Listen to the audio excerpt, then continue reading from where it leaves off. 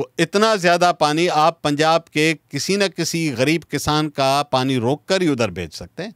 और फिर आपके हारी, आपके आबादगार, वो ज़्यादा मोहब्बे वतन लोग हैं, हो सकता है वो चुलिस्तान के लिए कुर्बानी भी दे दें, ये भी हो सकता है। होती पाकिस्तान में कई 100 मौतें डायरिया से होती हैं, और ये वही जो पानी बच्चे पी रहे हैं। सेलिब्रेट करते हैं कि हम अस्पताल नहीं बनी, उसका इफ्तिताह। मैं कहता हूँ डूब के मरो जिस दिन आप अस्पताल का इफ्तिताह करते हैं। लोग मरीज क्यों? इस इशू में भी कराची इम्पोर्टेंट है, बट वो कराची के जहन पर नहीं आया हुआ, ना मेन स्ट्रीम मीडिया के पे आया हुआ है, ना वो उसको उस तरह से इम्पोर्टेंस देते हैं।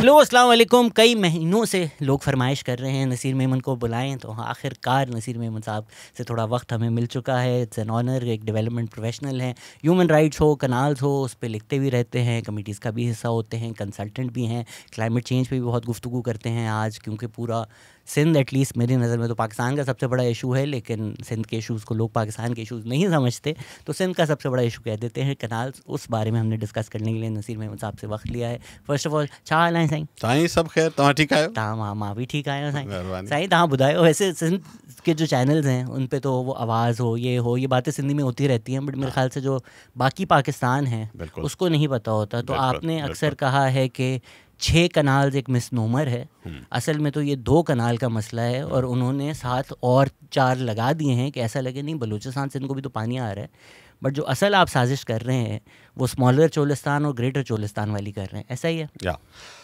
ये साथ मेरा ख्याल है कि अब ये मेरा ओपिनियन है, one can differ with that, कि ये 6 कैनाल्स एक्चुअली काइंड ऑफ एक कैमोफ्लाज करने का जो तरीका है, कि आप अगर वैसे कहें कि मुझे चौबारा और चोलिस्तान बनाने हैं, तो सारी दुनिया कहेगी यार तुम 2 पंजाब में कैनालें बनाने जा रहे हो, तो फिर वो जब पंजाब के साथ टैग होता है तो इन्वेरिएबली उसके साथ रिएक्शन आ जाता है। नॉट बिकॉज के लोग इसेंशली पंजाब मुखालिफ हों, बट पानी के साथ अपर एंड लोअर रेपेरेंट का है।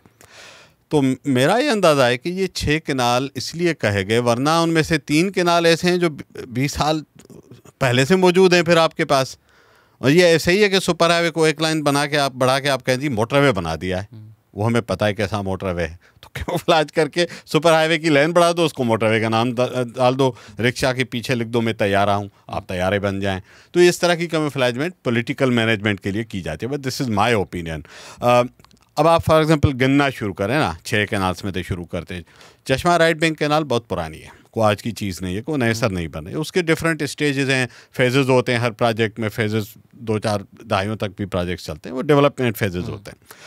आ जाए कच्ची पे, कच्ची बलूचिस्तान का कैनाल है, मुशर्रफ के दौर में बन चुका था, अब उसकी एक्सपेंशन है, उसके रिपेयर एंड मेंटेनेंस के इशूज़ हैं। कैनाल का डिज़ाइन बहुत ही बुरा है, मुझे से वो इख्तलाफ है इंजीनियरिंग साइड से, मैं सिविल इंजीनियरिंग मेरा सब्जेक्ट हो तो आई कैन टेल यू कि वो उसमें क्या ख़राबियाँ हैं। उसके साथ ड्रेनेज के इशूज़ होंगे सिंध में, दैट आई नो, उसके अलग इशूज़ हैं, लेकिन उसको एज अ कैनाल तो सिंधियों ने 20 साल पहले भी बना था, को कहा गया था जी बलूचिस्तान कैसे का पानी, में कहा जी ठीक है बलूचिस्तान कैसे का पानी है। ये इन्होंने दोबारा उसको कंट्रावर्शियल बना दिया गैर ज़रूरी तौर पर, तो जो कैनाल गैर मतनाज़ा थे उनको भी मतनाज़ा बना दिया। फिर जनाब रेणी कैनाल है, रेणी कैनाल सिंध में मुशर्रफ के दौर से बना हुआ है, सिंध वालों ने पहले दिन से कहा भाई हमें ये कैनाल चाहिए नहीं, हमें ज़रूरत ही नहीं है।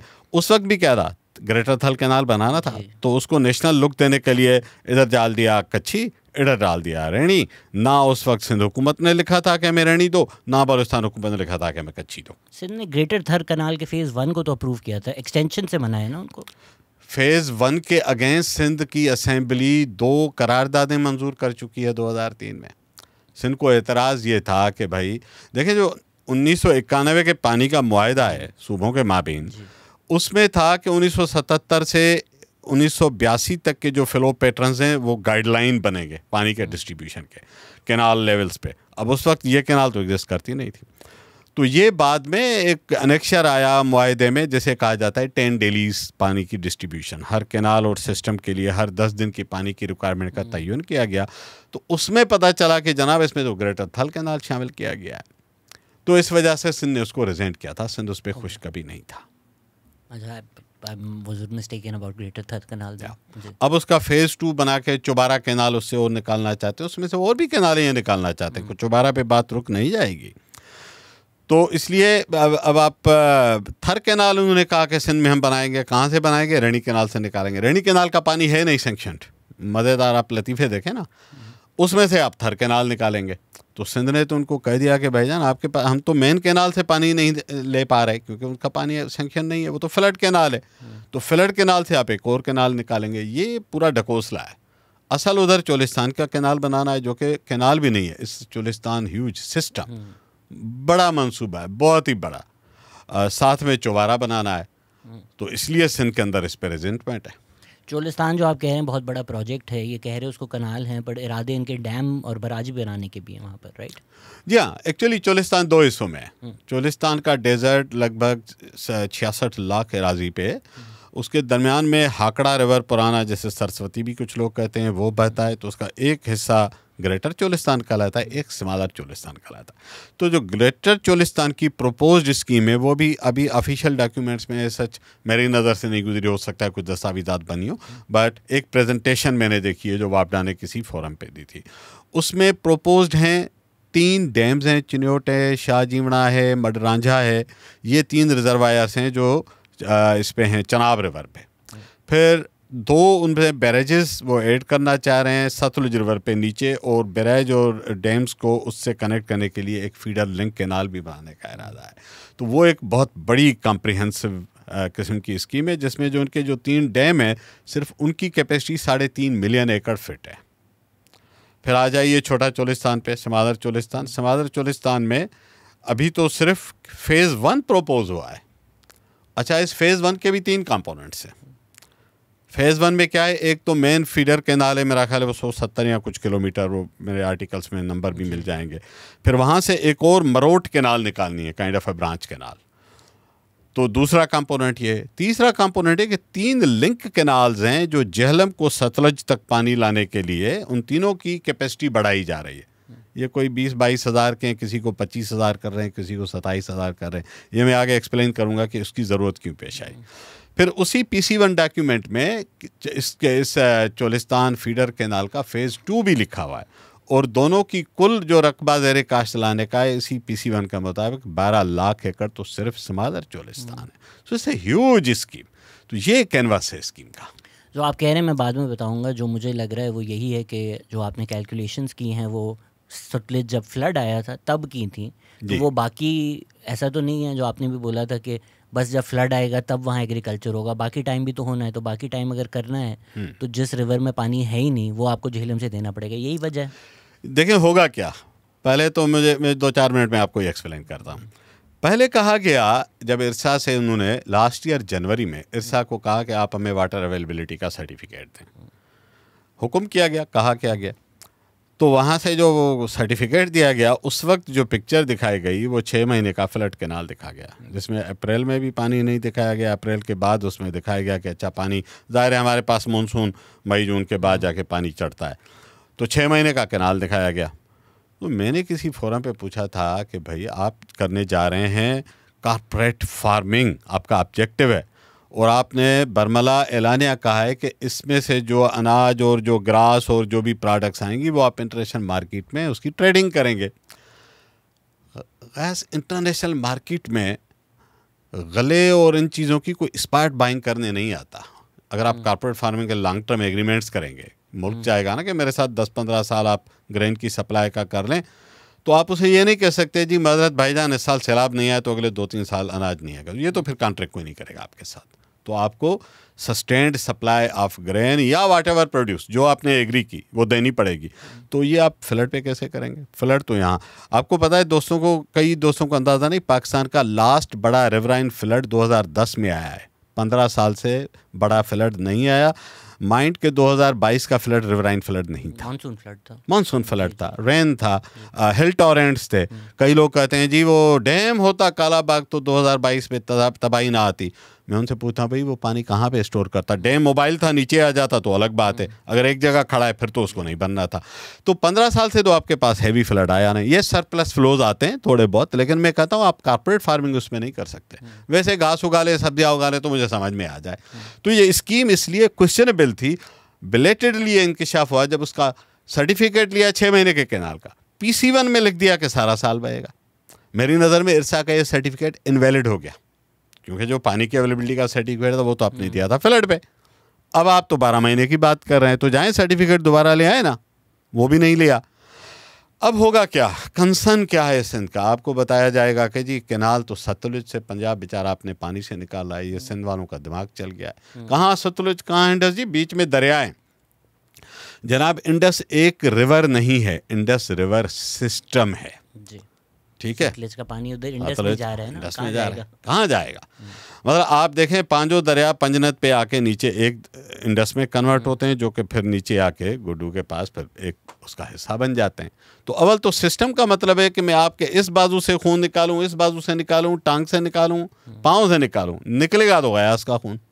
ये तो नहीं जी नहीं वो एक बाजू था उसका खून हमने निकाला, बगा साहब को तुमने कुछ नहीं कहा, ऐसे थोड़ी होता है। सिस्टम है, एक जगह से निकालेंगे, सिस्टम से निकलेगा। अब सिस्टम को ये चलाना कैसे चाह रहे हैं, ज़रा वो भी काफ़ी कॉम्प्लेक्स डिज़ाइन है। अब आप रिवर्स की तरतीब जहन में रखिएगा। 3 ईस्टर्न साइड पे, मशरकी साइड पे 3 दरिया हैं जो हमने 1960 में हिंदुस्तान के हवाले कर दिए। ब्यास वो इंडियन साइड पे ही पूरा हो जाता है, वो आके सतलुज में गिरता है। तो सतलुज है, साथ में रावी है, ये हमने उनको दे दिए। इधर आ जाएं तो चनाब है, झेलम है, फिर इंडस है। वेस्टर्न सबसे आखिर में इंडस है, उसके बाद झेलम है। अब इन्होंने कहा कि अच्छा झेलम से एक लिंक कैनाल निकलता है, झेलम पे ऊपर एक रसूल बैरेज है, वो जाके आगे चनाब में कादराबाद बैरेज है, वो पानी वहाँ तक ले आएगा। ये लिंक कैनाल बने हुए हैं, अब उनकी गुंजाइश बढ़ाई जा रही है, 22 से 25-27 हज़ार एक एक कैनाल की। फिर जनाब कादराबाद बैरेज से एक और लिंक कैनाल निकलता है चनाब से, जो रावी दरिया पे एक और बैराज बल्लोकी, वो पानी को उधर ले आता है। फिर बल्लोकी से एक और कैनाल निकलती है लिंक कैनाल, वो पानी को सतलज के सलेमान की पे ले आती है। तो गोया आपने पानी मंछर लेक से, किंजर लेक से कैनाल से निकाला, ले आए आप घारों के पास, घारों पे और धावे जी पे बनाया पंपिंग स्टेशन, वहाँ से किया पंप, पानी आ गया कोरंगी के टंकी में, कोरंगी से नीचे आया तो कोरंगी के महलों में गया। इसी तरह 3 बड़े कैनाल्स को इस तरह जोड़ दिया कि झेलम का पानी ऊपर से आप यूं लेके सतलुज तक ले आएँ। उसके बाद आप सतलुज से ये कैनालें निकालें और उसको ले जाइए चोलिस्तान में। ठीक है भाईजान, अब क्या होगा? फॉर एग्जांपल झेलम में पानी नहीं आया, सैलाब नहीं आए, आज हम बैठे हैं ना, आज आपके दोनों डैम अल्हम्दुलिल्लाह खाली हो चुके। वो जो मेट्रोलॉजी डिपार्टमेंट है उन्होंने तो बोला ड्रॉट है, ड्राउट डिक्लेयर्ड है पाकिस्तान में ऑफिशियली। और इरसा ने कहा है कि 35% की शॉर्टेज तो इन्होंने 10 दिन पहले कही थी। अब तो मैंने एक इंजीनियर से पूछा, उसने कहा जी अब तो 50 से 70% शॉर्टेज को हम डर रहे हैं। तो दोनों डैम आपके खाली हैं। मैं पूछता हूँ आज चोलिस्तान रिजर्वायर, आप चोलिस्तान बना होता कैनाल, उसको आप पानी कहाँ से देते? रिजर्वायर्स तो खाली थे। इस तरह के बरसों के लिए हमें परेशानी है। फिर क्या होगा? अब आप झेलम का पानी, फॉर एग्जांपल झेलम में पानी आ गया, मंगला में पानी आ गया, बारिशें हुई, थोड़ा सा पानी आ गया, आप निकाल के ले जाएंगे चोलिस्तान, वो फर्स्ट प्रायोरिटी बन जाएगा क्योंकि आपका इंटरनेशनल ट्रेड एग्रीमेंट है। Of course. और तो संभाल भी वही लोग रहे हैं, फिर संभाल भी वही लोग रहे हैं जो हर चीज़ संभालते हैं, तो आप उनको मना थोड़ी करेंगे। तो पानी वहाँ जाएगा। होगा क्या? अगर आप नक्शा देखें तो झेलम रिवर पे फिर नीचे बैरेजेस भी तो बने हुए हैं ना। आखिर वहाँ पे जो पानी पहले आता है वो किसी के इस्तेमाल में दिया हुआ है आपने 1991 के अकार्ड में। नीचे जितने बैरेजेस और कैनाल्स हैं अपने पानी बांटा हुआ है। तो नीचे फिर आप आ जाइए, त्रिमू बैरेज आ जाता है, फिर त्रिमू से नीचे पंजनत बैरेज आ जाता है। इन पे नहरें निकलती हैं, इन पे ज़मीनें काश्त होती हैं। वो पूरा डेटा है कितने लाख होती है, जो भी होती है इर्रेस्पेक्टिव, बट होती है ना। बैरेजेस हैं तो कई लाख एकड़ ज़मीन के लिए बना होता है ना, 200-400 एकड़ के लिए थोड़ी बनता है। उन इलाकों में पानी की फिर शॉर्टेज आएगी। तो आप उन पंजाब के गरीब मज़ारों को कहेंगे कि आपको हम पानी नहीं देते। आखिर वो भी तो इस मुल्क के गरीब आप, मैं तो उनके लिए भी हमदर्दी करता हूँ। मैं पहले से कहता हूँ ये सिर्फ सिंध का मसला नहीं है, ये पाकिस्तान का मसला है। और मैं बात करूँगा पूरे पाकिस्तान के लिए, क्योंकि सक्खर और गुड्डू बैरेज जैसे बलूचिस्तान की नहरें भी निकलती हैं, वो भी पाकिस्तान है। चोलिस्तान भी मेरे लिए पाकिस्तान है। तो जब आप त्रिमू बैरेज और पंजनत के पंजाब के आबादगारों को और हारियों को पानी नहीं देंगे तो वो भी तो इस मुल्क के शहरी हैं, या कमी होगी ना वहाँ पे। फिर क्या होगा? अब आप पंजाब में बलवा अफोर्ड नहीं कर सकते, लोग सड़कों पे निकल आए, ये तो पंजाब की हुक्मरान बर्दाश्त नहीं करेंगे। फिर हमें खदशा है सिंध को कि ये वो वक्त होगा जब आप इंडस के जो 2 लिंक कैनाल्स हैं, चश्मा झेलम, तोसा पंजनत, आप नक्शे पे देखिए, ये पानी इन बैरेजेस के ऊपर आता है। तो जब वहाँ पे पानी नहीं होगा, आप पंजाब के आबादगार रेजिस्ट करेगा, वहाँ बहुत ही पावरफुल लोगों की ज़मीन है, आप उनको नो नहीं कह पाएंगे, तब ये पानी सिंधु का उठा के उधर भेजा जा सकता है। That is our concern. ये ओवरऑल ज्योग्राफी के हिसाब से मैं आपको एक्सप्लेन कर रहा हूँ कि सिंध इसलिए परेशान है। वैसे तो सतलुज से निकल रहा है। अब उस पर एक और आर्गूमेंट आता है, आप चाहें तो हम उस पर भी बात करेंगे। जी पंजाब अपने हिस्से का पानी देगा, इस पर बात की जाए। हाँ बिल्कुल, अभी तो सिंध को अपने हिस्से का भी नहीं मिल रहा, मेरे ख्याल से 17.9 और समथिंग शॉर्टेज होती है। तो 19.7। जी देखिए होता क्या है, मेरा 17.9 हो गया। हुआ ये कि पंजाब के हमारे जो मोहतरम असेंबली मेंबरान पार्लियामेंटेरियंस वो बार बार कह रहे हैं कि जी पंजाब अपने हिस्से से पानी देगा, और वो तो अकार्ड में इजाज़त है कि अपने हिस्से से पानी जो जहाँ चाहे इस्तेमाल करे। अकार्ड में तो लिखा हुआ है, इससे तो इनकार नहीं है। लेकिन अब इस पे सवालात हैं। सवाल यह है कि जो आपको अकार्ड में पानी मिला, वो तो आपने हिस्टोरिकल डेटा के बेसिस से कमिटेड वाटर दिया है ना, नया पानी तो ईजाद आप नहीं करेंगे ना। तो आपको जितना पानी था या इस वक्त है पंजाब का, वो आपने बांटा हुआ है। एक एक नहर का पानी बांटा हुआ है, लिखा हुआ है दस्तावेजात में। आप कहते हैं जी हम पंजाब का पानी देंगे। एक मेहरबानी करें, आज ऐलान करके बताएं कि फलां फलां नहरें नहीं बहेंगी, उनका पानी हम चोलिस्तान में देंगे। कह दें, ऐलान कर दें ना। आप कह रहे हैं ना हम अपना पानी देंगे, तो विराट स्टेट में ना देंगे, कहाँ से देंगे? उन नहरों के नाम बता दें, उन बैरेजेस का नाम बता दें जहाँ पे आप पानी की सप्लाई बंद करने जा रहे हैं। क्योंकि ये छोटा मोटा पानी नहीं होगा। 5 मिलियन एकड़ फिट रिक्वायरमेंट है पानी की। तो इतना ज़्यादा पानी आप पंजाब के किसी न किसी गरीब किसान का पानी रोक कर ही उधर भेज सकते हैं, और तो कोई तरीका नहीं है। तो भाई उन नहरों के नाम ऐलान कर दें, उन पे लगा दें गेट्स परमानेंट, पब्लिक डिस्क्लोजर दे दें कि नहरें बंद, ख़त्म, खलास, ये पानी चोलिस्तान का। हाँ, फिर आपके हारी, आपके आबादगार, वो ज़्यादा मोहब्बे वतन लोग हैं, हो सकता है वो चोलिस्तान के लिए कुर्बानी भी दे दें, ये भी हो सकता है। कह दें हाँ जी हम बैठे हैं, हमें कोई शिकवा नहीं है, कारपोरेट फार्मिंग हो रही है, जी बिस्मिल्लाह। तो जैसे सिंध के लोगों से आप हुब्बुल वतनी में तकाजा करते हैं कि शोर ना मचाएं, मैं पंजाब के मोहब्बे वतन आबादगारों से यही तकाजा करता हूँ कि फिर वो चोलिस्तान के मोहब्बत में अपने पानी की कुर्बानी दें। तो वो पानी, वो नहरें डिक्लेयर नहीं होती, स्टेटमेंट आती है पंजाब अपना पानी देगा। अच्छा, पंजाब के पास जितना पानी है, आप 25 साल के इरसा का डेटा उठा लें, इंडस रिवर सिस्टम अथॉरिटी, खुद शॉर्टफॉल होता है, शॉर्टफॉल है। सिंध और पंजाब दोनों में है। पंजाब में 13.5% के करीब है, 19.5% के करीब। सिंध में एवरेज जो पूरे पाकिस्तान का है वो 16.5% के करीब शॉर्टफॉल है। 25 साल का एनुअल एवरेज बता रहा हूँ, उसमें 2010 का फ्लड ईयर भी शामिल है बाय द वे। अगर आप उसको निकालेंगे एवरेज ख़राब हो जाएगी। तो भाई आपके पास पानी कमिटेड है, वो भी आपको शार्ट मिलता है, उससे भी आप कहते हैं कि हम पानी अपना बचा के उधर दे देंगे। नहरों और बैराजेस के आप नाम देना नहीं चाहते, तो सवाल तो उठेगा ना कि पानी कहाँ से आएगा एक्स्ट्रा। एक घड़े में अगर 50 गिलास का पानी आता है और आपने सामने 70 जग रख दिए, कहते हैं मैं अपने घड़े से पानी भरूंगा, तो भाई घड़े में तो 50 गिलास का पानी था, आपने तो 70 जग रख दिए, तो पानी आएगा कहाँ से?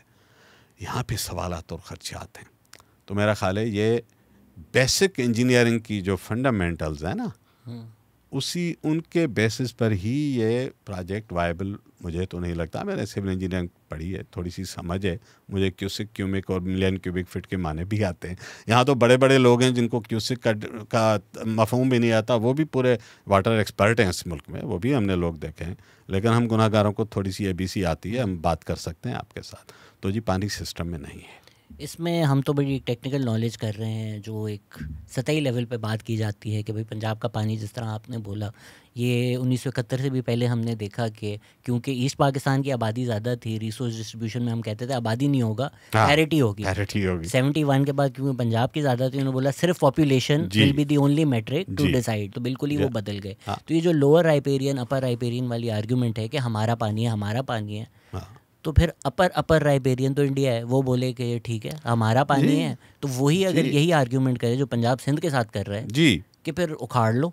हाँ, फिर आप क्या कर सकते हैं? मतलब अगर ये देखें, ये तो प्रिंसिपल्स का मामला है ना, अपर और लोअर राइपेरियन का। मैं तो नारा कैनाल के भी अपर और लोअर राइपेरियन की बात होगी तो मैं नारा कैनाल के लोअर राइपेरियन के राइट की बात करूंगा, अगर वो उसका पानी आप छीनेंगे तो। ये नहीं कि मैं सिर्फ पंजाब वर्सेस सिंध की बात कर रहा हूँ।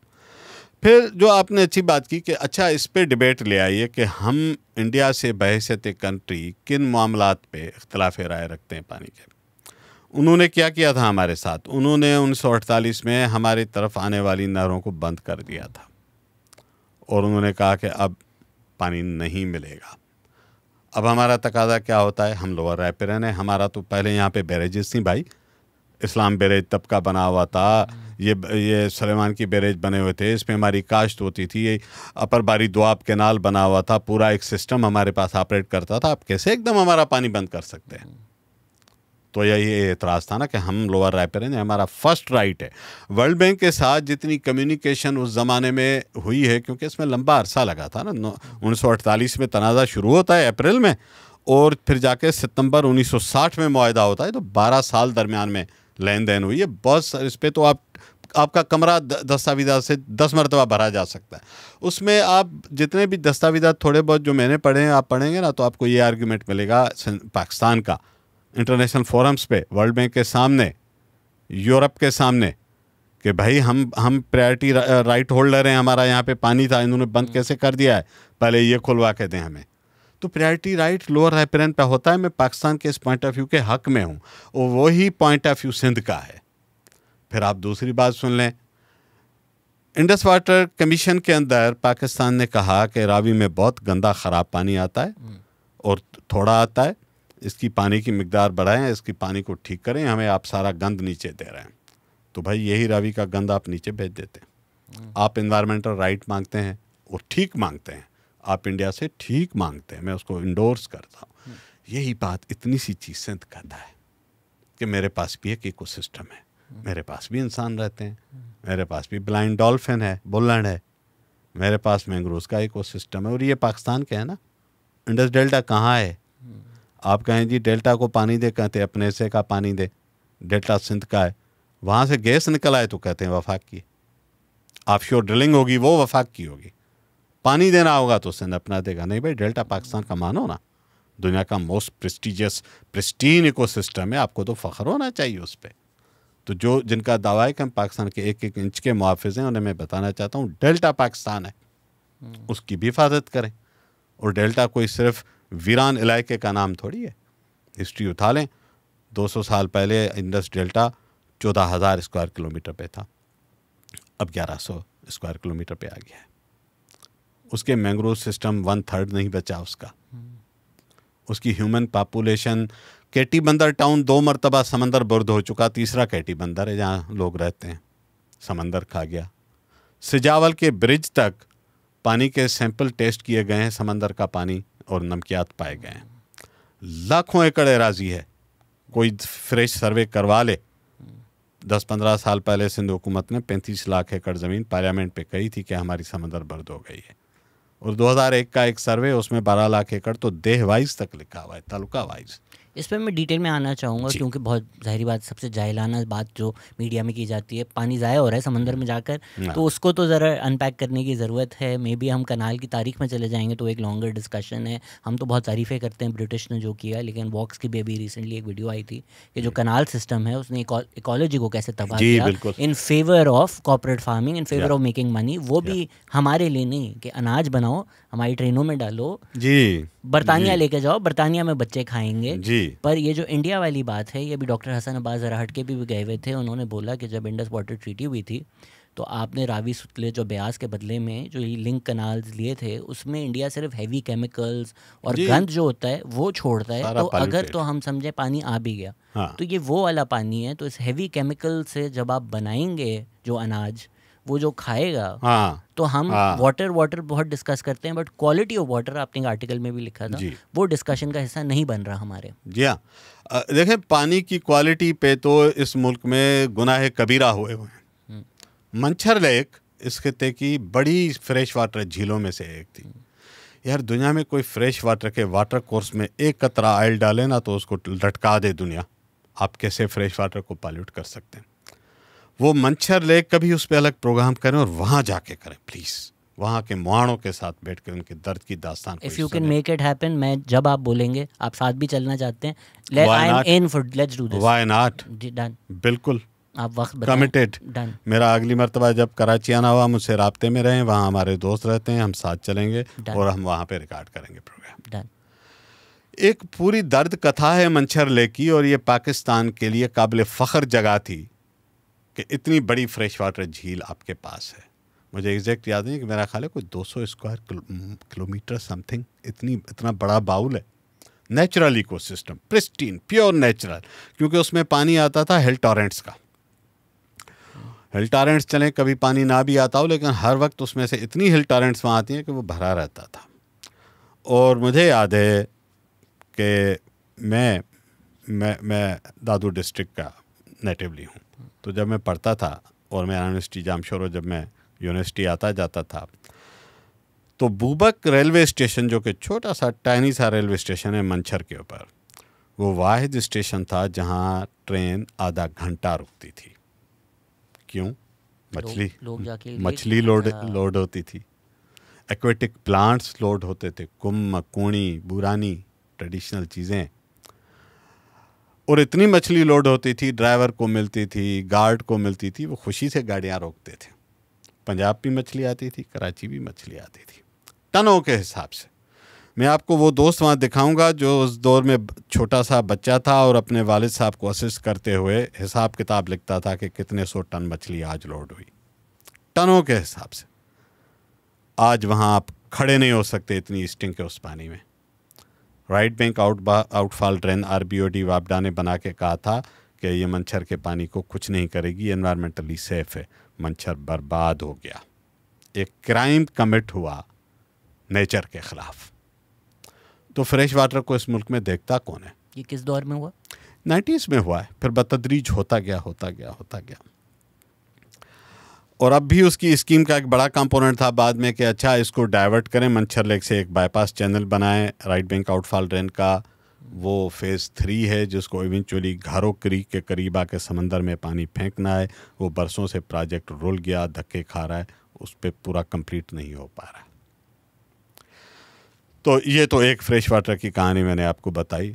रावी और इसमें जो पानी आता है वो सारा देख लें। चलें आप सक्खर चले जाइए, सारे शहर सक्खर का गंदा पानी आप सामने आंखों के देखिएगा, किश्ती में बैठ के मैं आपको दिखा सकता हूँ, सारा अनट्रीटेड उसमें आता है। कराची के सारी इंडस्ट्री का अनट्रीटेड एफ्लुएंट समंदर में हम फेंकते हैं। दुनिया में साहिल पे कोई कागज़ फेंके तो लोग उसको कच्चा खा जाए, इतना ब्लू वाटर होता है दुनिया के साहिल समंदर पे। इधर आप खड़े हो सकते हैं, आप बीच लगेरी होटल में सर्दियों में सुबह के टाइम 6 बजे ज़रा निकले ना बाहर, साथ में जो समंदर बहता है उसमें इतनी स्मेल आती है आप कमरे में नहीं सो सकते। हमने दुनिया जहान का सारा गंद दरियाओं में और फ्रेश वाटर के लेक्स में फेंकना है। पाकिस्तान के एक आबी हयात का सरिश्ता था, बर्बाद हो गया। तो इसी तरह जो हसनाबाद साहब हमारे दोस्त ने कहा कि इंडिया से हमने बदले में फ्रेश वाटर दे के गंदा पानी ले लिया, वो ठीक कहते हैं। पानी की क्वालिटी डिबेट ही नहीं है। मैं आपको चैलेंज करता हूँ, पाकिस्तान के किसी शहर के किसी वाटर टैप का पानी WHO स्टैंडर्ड से पीने के काबिल नहीं है। मैं चैलेंज करता हूँ किसी शहर का। इवन इस्लामाबाद में जो फिल्टर प्लांट्स लगे हैं, आप उनके सैंपल चेक कराएं, PCSR WR ने चेक कराए, कितना % वो पानी ख़राब निकला है। कैपिटल सिटी है तो कोई पी नहीं। आपके शहर में बॉटल्ड वाटर आधे से ज़्यादा जाली है भाई। आप छोड़ें जिस पे ऊपर अमीर लोग पैसे दे के जाके ख़रीदते हैं कि चलो यार ये सेफेस्ट वाटर, वो भी आधा जाली है। तो फ्रेश वाटर नाम का आपके किसी डॉक्यूमेंट में तस्करा नहीं है। पानी का मुआहदा है सिर्फ क्वांटिटी पे। 1991 के अकार्ड में लिखा ही नहीं हुआ कि किस तरह का। लोअर रायपुरन को सिर्फ पानी थोड़ी दिया जाता है, पीने के काबिल, इंसानों के पीने के काबिल तो पानी दें। आप जानवरों और परिंदों को तो मखलूक नहीं मानते ना, बाकी तो हम भूल ही गए हैं कि तिमर को क्या करेंगे। आपने इंसानों को पीने का काबिल पानी नहीं दिया। 2004 या 5 में कब हुआ था जब मंछर लेक का तेजाबी पानी आके दरिया में गिरा, ड्राउट ईयर था, पानी कम था, हैदराबाद शहर में 50 लोग मर गए। फिर कोर्ट ने कमीशनें बिठाई। ये तो वैसे बहुत रेगुलरली होता है हमें, क्योंकि वो ओवर टाइम होता है, नज़र नहीं आता। तो लोअर पंजाब का जो डिजीज़ एपिडेमिक है, हाँ, वो इतना ज़्यादा है, मैं भूल गया एग्जैक्ट नंबर क्या था, पर डायरिया से दुनिया भर में हम टॉप पर हैं जितने बच्चे मरते हैं before the age of 5। Diarrhoea एक ऐसी चीज़ है जिससे फर्स्ट वर्ल्ड में मौत नहीं होती। पाकिस्तान में कई 100 मौतें डायरिया से होती हैं, और ये वही जो पानी बच्चे पी रहे हैं इस रिवर्स में। आप किसी मेडिकल एक्सपर्ट से यहाँ बुला के इंटरव्यू कर लें। पीएमए ने रिसेंटली एक रिपोर्ट भी जारी की है। मेरा ख्याल है 30 से 40% आपके हॉस्पिटल्स का जो बेड लोड है ना, पेशेंट लोड, वो वाटर बॉर्न है। आप एग्जैक्ट डेटा निकलवा लीजिएगा, मैं आपको रफ बता रहा हूँ। 30 to 40% जो मरीज़ अस्पतालों में पड़े हुए हैं बिस्तरों पे, वो वाटर बॉर्न डिजीज़ के मरीज़ हैं। आप इस मुल्क में लोग ये सेलिब्रेट करते हैं कि हम अस्पताल नहीं बनी, उसका इफ्तिताह। मैं कहता हूँ डूब के मरो जिस दिन आप अस्पताल का इफ्तिताह करते हैं। लोग मरीज़ क्यों होते हैं? ये दुनिया में कोई काबिल फ़ख्र बात थोड़ी है कि हमने अस्पताल बढ़ा दिया। आपको मर्ज कम करने होते हैं, अमराज घटाएं।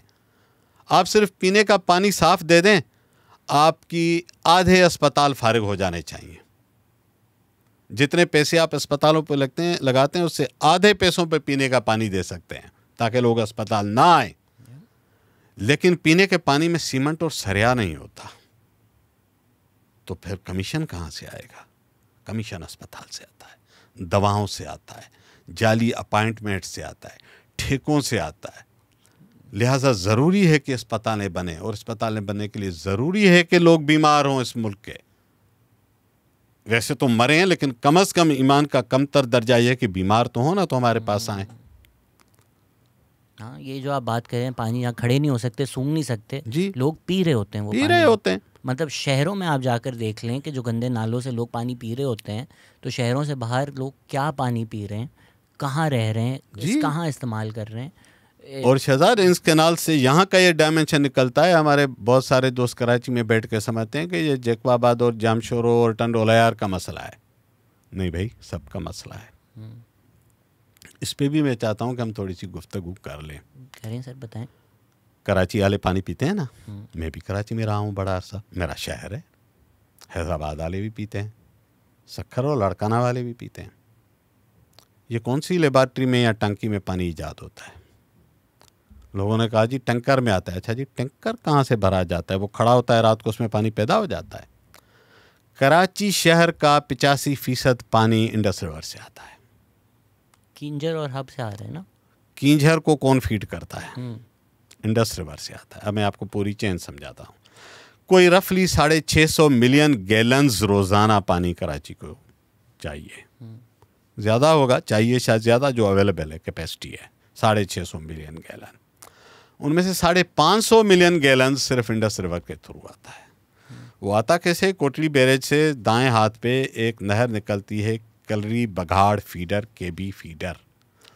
ये आके किंजर लेक में पानी डालती है, और किंजर में कुछ हिल टॉरेंट्स का भी पानी आता है, लेकिन हिल टॉरेंट्स तो बारिश पे है, तो केबी फीडर तो बहरहाल बहाया जाता है, प्रायोरिटी पे आता है। ज़ाहिर है इंसानों को पीने का पानी चाहिए, वो प्रायोरिटी होना चाहिए। तो जब उसमें पानी आता है तो वहाँ से आगे फिर ये घारो और धवेजी पे जो पंपिंग स्टेशंस हैं, फिर वहाँ से यहाँ पर पहुँचता है कराची शहर तक। तो भाई 85% कराची की पानी की ज़रूरियात दरियाए सिंध पूरी करता है। बाकी हब रिवर से आता है, यस, बट हब अगेन बारिशें हुई, मेल्टिंग हुई, पानी आया तो हब डैम भरेगा। आप कभी कभी सुनते होंगे हब डैम खाली हो गया, डेड लेवल को चला गया, फिर पानी इंडस से ही 100% आने लगता है। तो Karachi is a huge reliance on Indus river system. तो जब पानी कम होगा तो हर जगह कम हो जाएगा, फिर कराची के हिस्से में भी कम आएगा। फिर जब कम आता है तो सिर्फ ये उसकी मिकदार की बात नहीं रहती। मैं डाइल्यूशन की बात हमने अभी की ना, तो अगर एक गिलास में मैं 2 चम्मच चीनी डालूं तो ये मीठा होगा, लेकिन अगर यही 2 चम्मच एक जग में डालूं तो कम मीठा होगा। एक बड़ी बाल्टी में डाल दूंगा तो आपको पता भी नहीं लगेगा, क्योंकि डाइल्यूट हो जाता है। तो पानी में जितने पोल्यूटेंट्स हैं वो फ्रेश वाटर ज़्यादा होता है तो वो डाइल्यूट हो जाते हैं, उनका असर ज़ायल हो जाता है। रहते हैं लेकिन ज़ायल हो जाता है असर। तो जब पानी कम आएगा और पॉल्यूशन का लेवल वही रहेगा जो पहले पानी में है, तो असर ज़ायल तो नहीं होगा, फिर आपको गंदा पानी मुहैया होगा। एक तो कम आएगा, ऊपर से वो गंदा आएगा। जितनी मिकदार कम उतनी गंदगी ज़्यादा, इन्वर्स प्रोपोर्शनल, उल्टी निस्बत। कराची वाले मुझसे अक्सर नाराज़ रहते हैं, उनको लगता है कि मैं कराची के हकूक़ की बात नहीं करता। बट देखें, जब ये शिकायतें होती हैं, डिस्कशन होता है कि टैंकर इतने महंगे आ रहे हैं, टैंकरों में पानी साफ़ नहीं आ रहा, मेरी नज़र में ये बड़ा इशू है या पूरे सिंध में कहते हैं सबसे बड़ा इशू है। कराची में गोल्फ़ कोर्सेज़ हैं जी, तो जब मैं देखता हूँ कराची में गोल्फ़ कोर्सेज़ हैं, या मैं पन्नो आकिल कैंट जाता हूँ, मैं देखता हूँ स्प्रिंकलर सिस्टम लगे हुए हैं, जी, उसके बाद पूरे सिंध में मैं कहत देखता हूँ, जी। तो मैं किन के हकूक़ की बात करूँ, गोल्फ़ कोर्सेज़ वालों के या जो कहत से बच्चे मर रहे हैं उनके? लेकिन शहजाद, ये तो कैनाल का पानी तो कराची के हुकूक की बात हो गई ना। हम्म। अभी मैंने एक्सप्लेन किया है। बट मेरे ये सवाल पूछने का मकसद ये था कि कराची में जो गुफ्तगू होती है और main stream media Karachi focused है, वो टैंकर माफिया हो वो कवर करेगा, वो डीएचए में पानी खड़ा हो वो कवर करेगा, सिंध बलूचिस्तान पूरे अंडर वाटर हों उसका जिक्र नहीं आएगा। तो आपको लगता क्यों है कि इन terms of even national issues, इस इशू में भी कराची इंपॉर्टेंट है, बट वो कराची के जहन पर नहीं आया हुआ, ना मेन स्ट्रीम मीडिया के पे आया हुआ है, ना वो उसको उस तरह से इम्पोर्टेंस देते हैं? कराची में मैं वाहिद क्रेडिट दूंगा डान के इदारे को, जो अखबार और टीवी दोनों पे इनको कवर करता है। बदकिस्मती से कराची वाले मेरे बहुत ही काबिल एहतराम दोस्त, मुझे उनसे हमदर्दी है कि 21वीं सदी में वो जंग अखबार का मुताला करते हैं। उनकी क्या जहनी नशोनुमा हो रही होगी, जंग अखबार आप पढ़ के देख लें। तो ये बदकिस्मती है। जंग अखबार ने चोलिस्तान स्कीम के हक़ में इतना बड़ा एडिटोरियल दाग दिया। मैं आज उस एडिटर को चैलेंज करता हूँ, मुझे क्यूसिक के माने समझा दे वो, जिसने ये एडिटोरियल लिखा है कि चोलिस्तान कैनाल बहुत ज़रूरी है। फरमाइशी एडिटोरियल था। तो देखें, कराची के हमारे दोस्तों को समझना चाहिए कि सिस्टम्स और बेनिफिट्स और लॉसेस आर ऑल इंटीग्रेटेड। अच्छा, मैं एक और बात पूछता हूँ, कराची में आटा और चावल कौन सी छत पे उगते हैं? या किसी सुपर स्टोर की शेल्फ पे सुबह को बटन दबाने से आर्टिफिशियल इंटेलिजेंस से शेल्फ में चावलों की बोरियां भर जाती हों तो मुझे बता दें, फिर मैं ईमान ले आऊँ। भाई, ये चावल शिकारपुर, लाड़काना और जैकबाबाद में उगता है और पैक होके आपके पास आता है। ये गंदम पूरे सिंध के इन अजला में उगती है जो आपके पास आटे की थैली की शक्ल में आती है। या तो कर लें इम्पोर्ट, बता दें कितनी प्राइस में मिलती है। ये पीने का पानी जितना भी है फिल्टर्ड, आप थोड़ा बहुत उबाल के चला लेते हैं ना, आप जितना पानी इस्तेमाल करते हैं उतनों की मार्केट में ज़रा कास्ट तो निकाल लें। आप बिल भी नहीं भरते, मेजॉरिटी बिल नहीं भरती पाकिस्तान में, मैं सिर्फ कराची की बात नहीं कर रहा, ठीक है। चले, आप बिल भी भरते होंगे, पानी का कितना आएगा? 200-300 ही देते होंगे, 400 देते होंगे, शायद 500 देते होंगे। तो देते भी होंगे, वो थोड़े वो खांचों में देते हैं कि हाँ। हमारे गली के अंदर एक है जो पंप चलाता है, हाँ, तो वो खांचे का पैसा है, वो मीटर्ड बिल का पैसा नहीं है। अच्छा, फिर टैंकरों में पानी आता है, पूरा एक बड़ा टैंकर माफिया है जो कराची में ऑपरेट करता है। कराची के दोस्तों को हिम्मत ही नहीं कि माफिया का नाम भी ले पाए। शिकायतें कर सकते हैं। कौन है? टैंकर वाले हैं। हाँ, कौन है पीछे? टैंकर वाले। अच्छा, पीछे ड्राइवर है, कंडक्टर होता है और कुछ नहीं होता। आप कह रहे हैं ER साइलेंट है कि टैंक वाले और टैंकर वाले साथ ही हैं? बड़ा होली एंड अनहोली अलायंसेस का नेटवर्क है इस मुल्क के अंदर। अच्छा, सिर्फ एक हिस्सा नहीं है उसमें। शर्जील मेमन का अक्सर नाम आता है टैंकर माफिया में, वो हैं? यार, कोई एक हो तो आप नाम ले सके ना। इतनी बड़ी कतार है। एक शर्जील आज हुकूमत में, कल नहीं था, तो कल कोई और मेमन होगा, कोई और चांडे होगा, कोई और खानजादा और कायम खानी होगा, कोई और राजपूत होगा। देखें, जिसको बारी मिलती है वो लूटता है ना। कोई एक फ़र्द हो तो, इसलिए हम सिस्टम अप्रोच की बात क्यों करते हैं। तो देखें, टैंकरों में भी जो पानी आता है, चलें बेचते हैं, ब्लैकमेल करते हैं, धंधा करते हैं। कुछ लोगों के आप नाम ले लेंगे, कुछ के आप नाम ले भी नहीं सकेंगे, ठीक है। लेकिन कहीं से आता तो है ना। ये अगर 10,000 का भी टैंकर कोई बेचता है, सोचें जिस दिन ये 50,000 का हो जाएगा, फिर सोचें जिस दिन आपको 500 रुपये किलो आटे की थैली लेनी पड़ जाए, फिर क्या होगा। जिस दिन आपको चावल 1,000 रुपया किलो मिलने लगे, कल से आपको कैसे लगेगा। जब शॉर्टेज होती है, टमाटर 300 किलो होता है, तो जियो टीवी पे खबर आती है ना। तो जियो वालों ये तो नहीं बताते कि टमाटर के एरिया में पानी क्यों नहीं आ रहा, जिसकी वजह से टमाटर नहीं उगता। तो आप पूरी कहानी तो नहीं बताना चाहते। आपको लगता है जुल्म है कराची के शहरों पे कि उनको टमाटर और आलू और प्याज इतनी महंगी मिल रही है। यस, मिल रही है। तो पीछे जिनको पानी नहीं मिलता और फसलें नहीं उगती, जब पूरा सिंध सैलाब में डूबा हुआ था, आधे से ज़्यादा एग्रीकल्चर का स्टैंडिंग क्रॉप सिंध का तबाह हो चुका था, तो फिर तो आपको पालक और धनिया मिलेंगे ना 500 रुपये किलो, फिर आप चिल्लाएं मत। तो ये देखें, मैं इसलिए कह रहा हूँ सिस्टम इंटीग्रेटेड है। कराची का तमाम तर डिपेंडेंस और सर्वाइवल बाकी सिंध और सिंधु दरिया के साथ है। आप पानी इंपोर्ट करेंगे, लोग, एक बंदे ने कह दिया जी फिर दुनिया में डिसलाइन होता है पानी, यहाँ भी हो जाएगा। हाँ जी, कितनी का लीटर पड़ेगा ज़रा वो भी बता दें। कितनी कोशिश की है आपने? वो एक मरा हुआ सैलिनेशन प्लांट जो कोशिश की थी वो तो चलता ही नहीं है। शायद 2 करोड़ लोगों का शहर है भाई, ये 5 लाख लोगों का शहर नहीं है कि आप फिल्टर प्लांट लगा लेंगे। उसको किसी को पता है कि ऑपरेशनल कास्ट कितनी है आरओ प्लांट की, उसका फिल्टर मीडिया कितना महंगा है, उसकी एनर्जी की कास्ट कितनी ज़्यादा है। कोई ऐसे ही थोड़ी है कि आपने एक घड़े में डाला और नीचे से पानी फ्रेश आ गया। तो आप डिसैलिनेशन ऑफ समंदर की बात करना चाहते हैं, 45,000 पार्ट्स पर मिलियन का साल्ट होता है इसमें। करें ज़रा उसकी डिसैलिनेशन, आपको पता लगेगा कि 1 लीटर कितने का पड़ता है। तो हवा में बातें नहीं होनी चाहिए सरजमीन पे। एक तो हमारे बहुत सारे दोस्त टोल प्लाजा निकल के बाकी इलाका भी नहीं देखते ना। आज मैं एक दोस्त के साथ बैठा था, कहीं बातचीत हो रही थी, यंग मैन अराउंड 30 की एज थी। मैंने कहा हल्फिया बताओ कराची से बाहर कितने शहर देखे? कहता नहीं देखे। 29 साल की एज के लड़के ने कराची से बाहर शहर नहीं। मैंने कहा हैदराबाद तो देखा होगा। कहते बचपन में गए थे चचा के घर। आप सोसाइटी को समझेंगे कैसे? आप यहाँ बैठ के परसेप्शंस बनाएंगे, आप जंग अखबार पढ़ के परसेप्शन बनाएंगे, आप ये फालतू जो 4-5 शहरों में बैठा हुआ नेशनल मीडिया करार देता है, आप उसको देख के परसेप्शन बनाएंगे। आपको गटर का ढक्कन उठने जाने की तो खबर आएगी, लेकिन पूरे सिंध में पानी नहीं है नहरों में, वो खबर नहीं आएगी। हमारे जमायत इस्लामी के बहुत मोहतरम नईम साहब, हाफिज साहब, यहाँ पानी एक दिन कम आता था तो रोज़ बाहर बैठे होते थे, जल से निकालते थे, जो कि निकालने चाहिए, ठीक है, लोगों का हक है, आप उनके लिए उठते हैं। आज पूरे सिंध का पानी बंद है, हाफिज साहब गुम है। क्यों भाई? तो फिर आप कहते हैं वाजे करते हैं हाफिज नईम की बात कर रहे हैं, वरना तो यार जो भी हाफिज है वो हमारे पानी का जिम्मा उठाने में हर हाफिज को दुआएं देने को तैयार हूँ।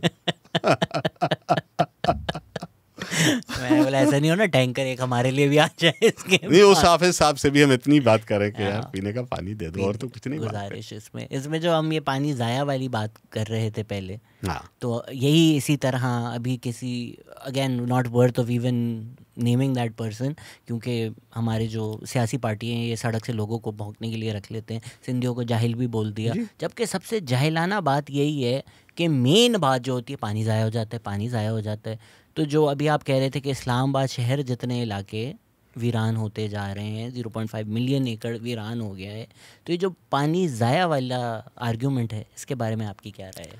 सर, जिसने दुनिया में इकोसिस्टम और इकोलॉजी नाम की ABC पढ़ी होगी तो वो इस जाहिलाना बात पे देख के कहेगा कि इंसान धरती में पैदा कहाँ से हो गया जो ये स्टेटमेंट दे रहा है, क्योंकि लोगों ने इकोसिस्टम पढ़े नहीं होते।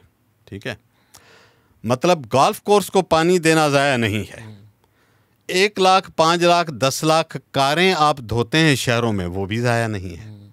ठीक है, आप रोज़ाना हर घर के सामने बड़े बड़े लान आपने बनाए हुए हैं जिसमें आप लाखों लीटर पानी डालते हैं, वो भी ज़ाया नहीं है। समंदर का पानी ज़ाया है। अब अगर ये लोग वाकई इतने बेइल्म हैं, मैं फ़र्ज़ कर लेता हूँ, तो उनको 4 चीज़ें बता देता हूँ। वैसे वो मानेंगे वैसे भी नहीं, क्योंकि कुछ लोग होते हैं जिनका नारा है कि मैं ते हुंडा ही लेसा, वो हुंडे ही लेंगे, उनके लिए पानी ज़ाया ही होगा। लेकिन हमारी कोशिश है कि उनको समझा सकें। देखें, इकोसिस्टम समंदर का ऐसे है कि अगर आप समंदर को पीछे नहीं धकेलते तो समंदर ने आगे बढ़ना है। वेरी सिंपल, उसका नेचुरल टाइट का एक है, वो आगे ही आएगा।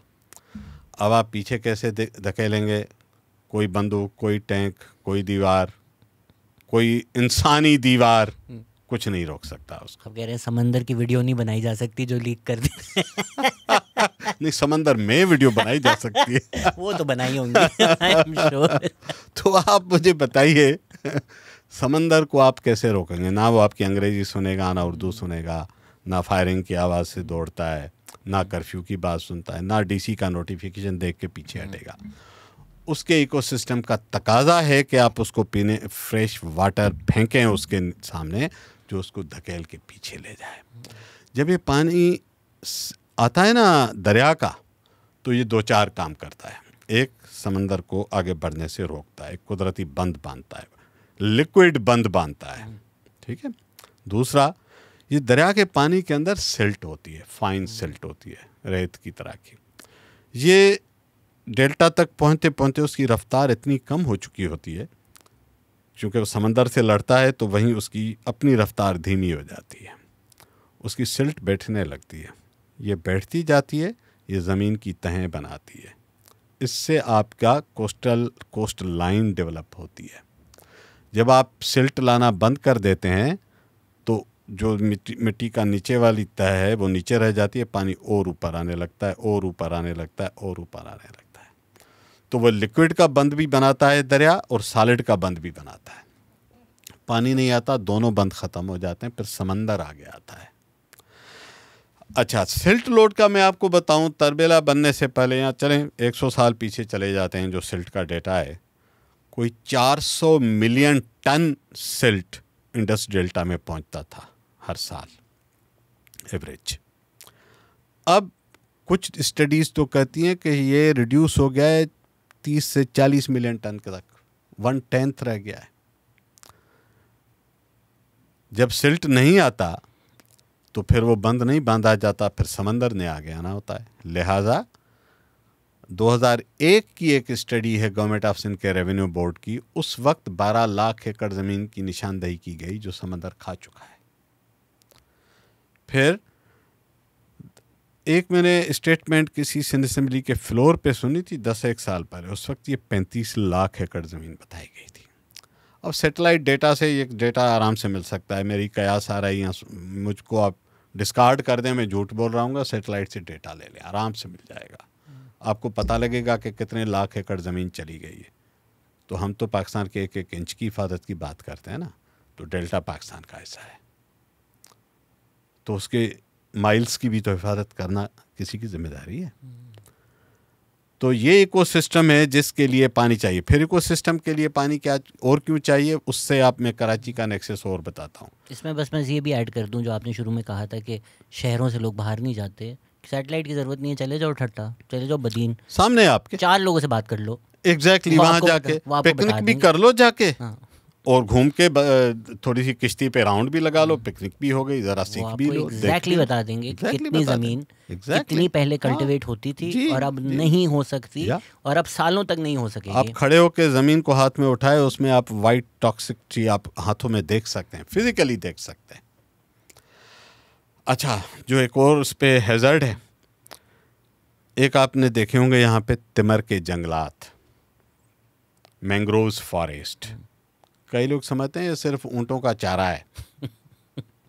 हमारे दिमागों में बहुत ज़्यादा ऊँट और गधे भर दिए गए हैं। वैसे ये दोनों काबिल एहतराम जानवर हैं, मेरे नज़र में, बारदारी भी करते हैं, बड़ी खिदमत करते हैं इंसान की, लेकिन हमने उनको दिमागों में इस तरह भर दिया है, समझते हैं कि ऊँट का चारा है।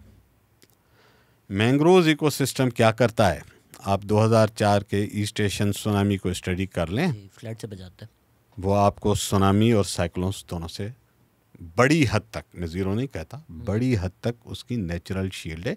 इस पे दुनिया में रिसर्चेस हैं, कोई उठा के पढ़ ले।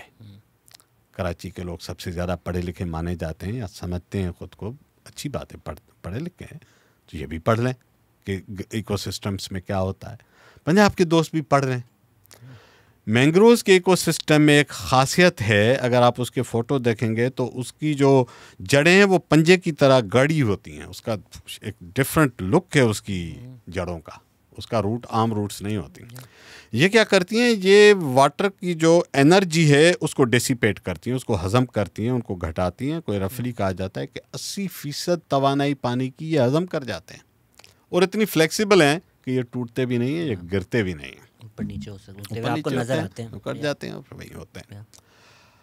तो हमारे पास लाखों एकड़ का था, मैं आपको डेटा दिखा सकता हूँ, नंबर सामने नहीं है, शायद 1/3 रह गया है, 80,000 या 1 लाख एकड़ बन गया है, बाकी तो ख़त्म है। तो आपने जो कुदरती दीवार बनी हुई थी आपके पास अगेंस्ट साइक्लोन एंड सुनामीज़, जहन में रखिएगा कि कराची के कोस्ट पे साइक्लोन्स की फ्रीक्वेंसी बेतहाशा बढ़ गई है। हर दूसरे, पहले 1 सदी में एवरेज 4 बड़े साइक्लोन आते थे सिंध कोस्ट पे, अब मुझे याद है इस 25 साल के अंदर ही मैं 5-6 साइक्लोन्स का सुन चुका हूँ। हम लकी हैं कि कभी ओमान चले गए, कभी गुजरात मुड़ गए, बट मुझे लगा आप कहेंगे हम लकी हैं कि अब्दुल्ला शाह गाजी मैं वो कहने वाला था कि गाजी साहब कब तक दिफा करेंगे हमारा। उसको पता है अब ज़्यादा बड़े मुआफ़िज़ इस मुल्क में, तो वो भी ज़रा बैक सीट पे बैठ के आए। एक ही गाजी हैं जो वाकई अपना काम कर रहे हैं तो बस फिर हमें बाकी मुर्शिद गाजियों के बजाय हम जिंदा गाजियों पे देखते हैं कि चलो वो। तो ये कुदरती शील्ड अगर आपने गंवा दी तो मुझे बताइए कि कराची के सामने जो साइक्लोन है और खुदा न खासा टकरा जाए कराची से, यहाँ हर ज़बान के, हर मज़हब के, हर रंगो नस्ल के लोग बैठते हैं और मैं तबाही के मामले में, नुकसान के मामले में, तकलीफ़ के मामले में किसी तरह की तअस्सुब और शनाख्त को इंतहाई क्रिमिनल एक्ट समझता हूँ। कराची में जो रहता है वो वल्नरेबल है, ये बात सुन लीजिए। यहाँ सुनामी की हिस्ट्री है। 1945 में सुनामी ने हिट किया था, मकरान कोस्ट से पसनी के पास ओरिजिनेट हुआ। यहाँ पे आपके ये जो ओरमाड़े से निकला और यहाँ पे जो आपका वो जो वेस्टर्न साइड का बीच है ना, उस साइड पे आके यहाँ तक हिट किया था और 4000 लोग उस वक्त आपके डेथ रिकॉर्डेड है, क्योंकि यहाँ से फॉल्ट लाइन गुजरती है। ये किसी जियोलॉजिस्ट से पूछ लीजिए, सिस्मोलॉजिस्ट से पूछ लीजिए। तो अगर खुदा न खास्ता कोई सुनामी ट्रिगर हो जाए, कोई साइक्लोन ट्रिगर हो जाए, तो आपके पास ये कुदरत की शील्ड है। ये सिर्फ तब बचेगी, ये कहाँ उगता है, जहाँ दरिया का पानी समंदर के पानी के साथ मिलता है। इसका इकोसिस्टम ये तकाजा करता है। इसे एस्चुरीज कहते हैं, एस्चुरीज। वहाँ पानी के साल्ट लेवल नीचे चला जाता है क्योंकि दोनों पानी मिलते हैं, वहीं इसकी अफजाइश होती है और किसी जगह आप नहीं उगा सकते।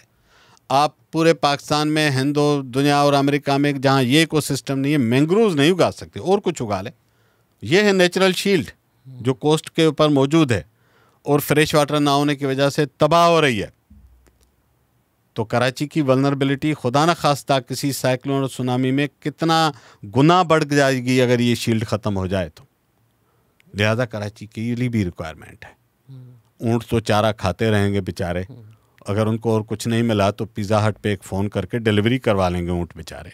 पिज़्ज़ा हट भी बंद हो गया हमारा, फूड पांडा से ले लेंगे यार। ज्योग्राफी ने थोड़ा बचाया हुआ है, वो घूमते हुए जो है ना वो थोड़े वीक हो जाते हैं। गुजरात ज़्यादा वनरेबल है, बट बे ऑफ बंगाल में जितने साइक्लोन्स बन रहे हैं हर साल, वो डेटा अगर आप देखना शुरू करें तो ये जो सुपर साइक्लोन्स सालों में बनते थे, वंस इन अ सेंचुरी होता था, ये हर साल 1-2 बन रहे हैं। तो वो एक नहीं हिट कर रहे हैं। फिर जो हमारे इमार आप लोगों ने बनाए हुए हैं ना, अल्लाह माफ़ करे, ये लग पता जाएगा कराची को। एक you just have to get unlucky once. हमारी कोई फ्लड रेजिस्टेंट है ही नहीं। फिर जो हमारे लोगों के एटीट्यूड है, अभी जब आया था आई बिलीव वेपर जॉय वाला था, जब सीवीयू पे लोगों को बोला कि यार ये हिट कर सकता है, आप इवैक्यूएट करें, इतना कम ट्रस्ट है लोगों का। मैं बोला नहीं करेंगे, ऐसी की तैसी तुम लोगों ने हमें रात को उठाया कैसे कि इवैक्यूएट करना है। तो इस वक्त जहाँ साइक्लोन हमारे लिए इतना मजाक नहीं, वो तो नए कपड़े बनवा के ऑर्डर पे देते हैं कि साइक्लोन देखने जाएंगे, जोड़ा बनवा लें। तो अल्लाह माफ़ करे अगर खुदा ना खास्ता हो। हम तस्वर भी ना करें उस बर्बादी का। जापान का सुनामी, जापान हमसे 100 गुना ज़्यादा एडवांस कंट्री है, कितना इक्विप्ड है जी। और वहाँ तो न्यूक्लियर प्लांट भी है, और न्यूक्लियर प्लांट भी है, कनोप भी हमने कनोप भी बनाया। उसकी वल्नरेबिलिटी पे तब भी लोगों ने बात की तो उनको कहा गया कि आप बहुत ही नामुनासिब शहरी हैं इस मुल्क के, खुदा आपको गर्क करे, आप ज़ाहिर उगल रहे हैं। तो मैंने तो ये भी सुना है वो जो गीगा काउंटर्स होते हैं, हाँ, वो अलाउड नहीं है कि कनों के पास आप और मैं जाकर जरा देखें कि हवा में मेयर कर सकें। I have heard you are not like it's illegal to do that. हाँ, मतलब वो रिस्ट्रिक्टेड एरिया होगा, जाहिर है। चले हमें ना करने दें, खुद पब्लिक डिस्क्लोजर के लिए बता दें कि इसमें से कितनी है, लेकिन वो तो सेपरेट सब्जेक्ट है। मैं वल्नरेबिलिटी की बात करूँ, वो हमारी सेंसिटिव इंस्टॉलेशन है, इंस्टॉलेशन बड़ी अच्छी और अहम है, लेकिन वो वल्नरेबल कितनी है। इंस्टॉलेशन पे ना करें, बट अगर सैंडस्पिट हॉक्स बे पे कर रहे हैं आप, अपेरेंटली वहाँ भी नहीं कर सकते, मैंने सुना है। हाँ, तो ये आप देखें ना, फिर ये पूरा आपका जो इतनी इंस्टॉलेशन है, वल्नरेबिलिटी सिर्फ इंसानी आबादी की नहीं है, आपके टावर्स की भी है। आपका ये सारे DHS वगैरह आपने समंदर का पेट काट के वहाँ बनाए हैं आर्टिफिशियल फिलिंग करके। यहाँ से मैंग्रोव्स काटे गए हैं बाय द वे। आपका माइकलाची रोड सारा मैंग्रोव्स का इलाका था, वो काट के हमने सड़कें बनाई। तो उसकी फिर खुदा न खास्ता जब बैकलैश होता है नेचर का, तो देन वन हैज़ टू पे कास्ट। सो मैं इसलिए इसको रिलेट कर रहा हूँ। जो कहते हैं कि समंदर में पानी ज़ाया जाता है, वो ज़रा 2-4 जुमले, अल्फाज और किताबें पढ़ ही लें, हमारे कहने पे ना माने। तो ये पानी पाकिस्तान के डेल्टा को बचाने के लिए, क्योंकि सिंध का डेल्टा कहूँगा तो फिर कहेंगे गारत हो जाए, लिहाजा मैं कहता हूँ पाकिस्तान का डेल्टा समझ के इसको बचा ले, ये आपके काम आएगा। इकोनॉमी पे भी बात कर सकते हैं डेल्टा जो अभी काफ़ी भंगड़े डाले गए हैं कि मैंग्रोव्स हमने बहुत ज़्यादा रीफॉरेस्ट किए हैं और एक इनिशिएटिव सोशल तो काफ़ी लिया गया है। आप कह रहे हैं कि आटे में नमक के बराबर है, या वाकई कुछ एफर्ट किया गया? नहीं, एफर्ट क्या होगा, मैं उसको डिनाई नहीं करता, लेकिन देखें मैंग्रोव्स आप एक मरतबा लगाएंगे, उसको काफ़ी टाइम तक उसकी देखभाल भी चाहिए ना। लाखों एकड़ के मैंग्रोव्स की देखभाल आसान काम नहीं होता, और इन एनी केस ये आपको लाखों एकड़ में चाहिए। तो आप कैंपेन चला के कितनी कोई दरख्त लगा सकते हैं बताइए? मतलब फिर आप काउंट करें ना, जितने आप लगाते हैं डिग्रेडेशन का रेट क्या है। अगर आप 10 लगाते हैं और 20 उस लम्हे में डिग्रेड हो गए, आपने एक स्कूल में 30 बच्चे दाखिल जिस दिन करते हैं, उस दिन आसपास के 2 किलोमीटर में 600 बच्चे नए पैदा हो चुके हैं। तो फिर तो आपका जो कंपटीशन है ना, उसको भी काउंट करें। तो ये सिंबॉलिकली तो अच्छी चीज़ है, आप लगाते जाएं, बट इतने बड़े नेचुरल सिस्टम्स की रिहेबिलिटेशन आर्टिफिशियल वे से नेक्स्ट टू इम्पॉसिबल है। इसमें जो आप इकॉनमी का जिक्र कर रहे हैं, उससे पहले अगर मैं फ़लसफ़े पे आपसे सवाल पूछना चाहूँ, क्योंकि आपने इदारों के साथ, गवर्नमेंट के साथ बहुत काम किया हुआ है, तो क्या परवाह नहीं है कि जैसे सिंध में अगर फार्मर करेंगे भी तो who cares about them, right? ये लाखों भी जमा हो जाएं तो क्या ही कर लेना है। आपने बीच में पंजाबी फार्मर की बात की थी, वो भी मेरी नज़र में शायद थोड़ा एग्जैजुरेटेड है, क्योंकि उकाड़ा फार्म्स की जो तारीख है, या अंजुमन मज़ाहिर पंजाब की जो तारीख है, आपने गोलियां ही मारी, क्या ही कर लिया आपने। तो पंजाबी फार्मर के पास शायद सिंधी फार्मर से थोड़ा ज़्यादा लेवरेज हो, बट वो भी जो गरीब है उसके पास इतनी कोई लेवरेज है नहीं। तो क्या कोई परवाह नहीं है कि ठीक है भाई, ठट्टा बदीन ये सारे एरियाज़ अगर अनकल्टिवेटेबल भी हो जाएं, ये सारे लोग भी प्रोटेस्ट कर लेंगे तो क्या ही फ़र्क पड़ जाएगा? इज़ दैट व्हाट द सोच इज़? जी, मैं समझता हूँ कि माइंडसेट यही है।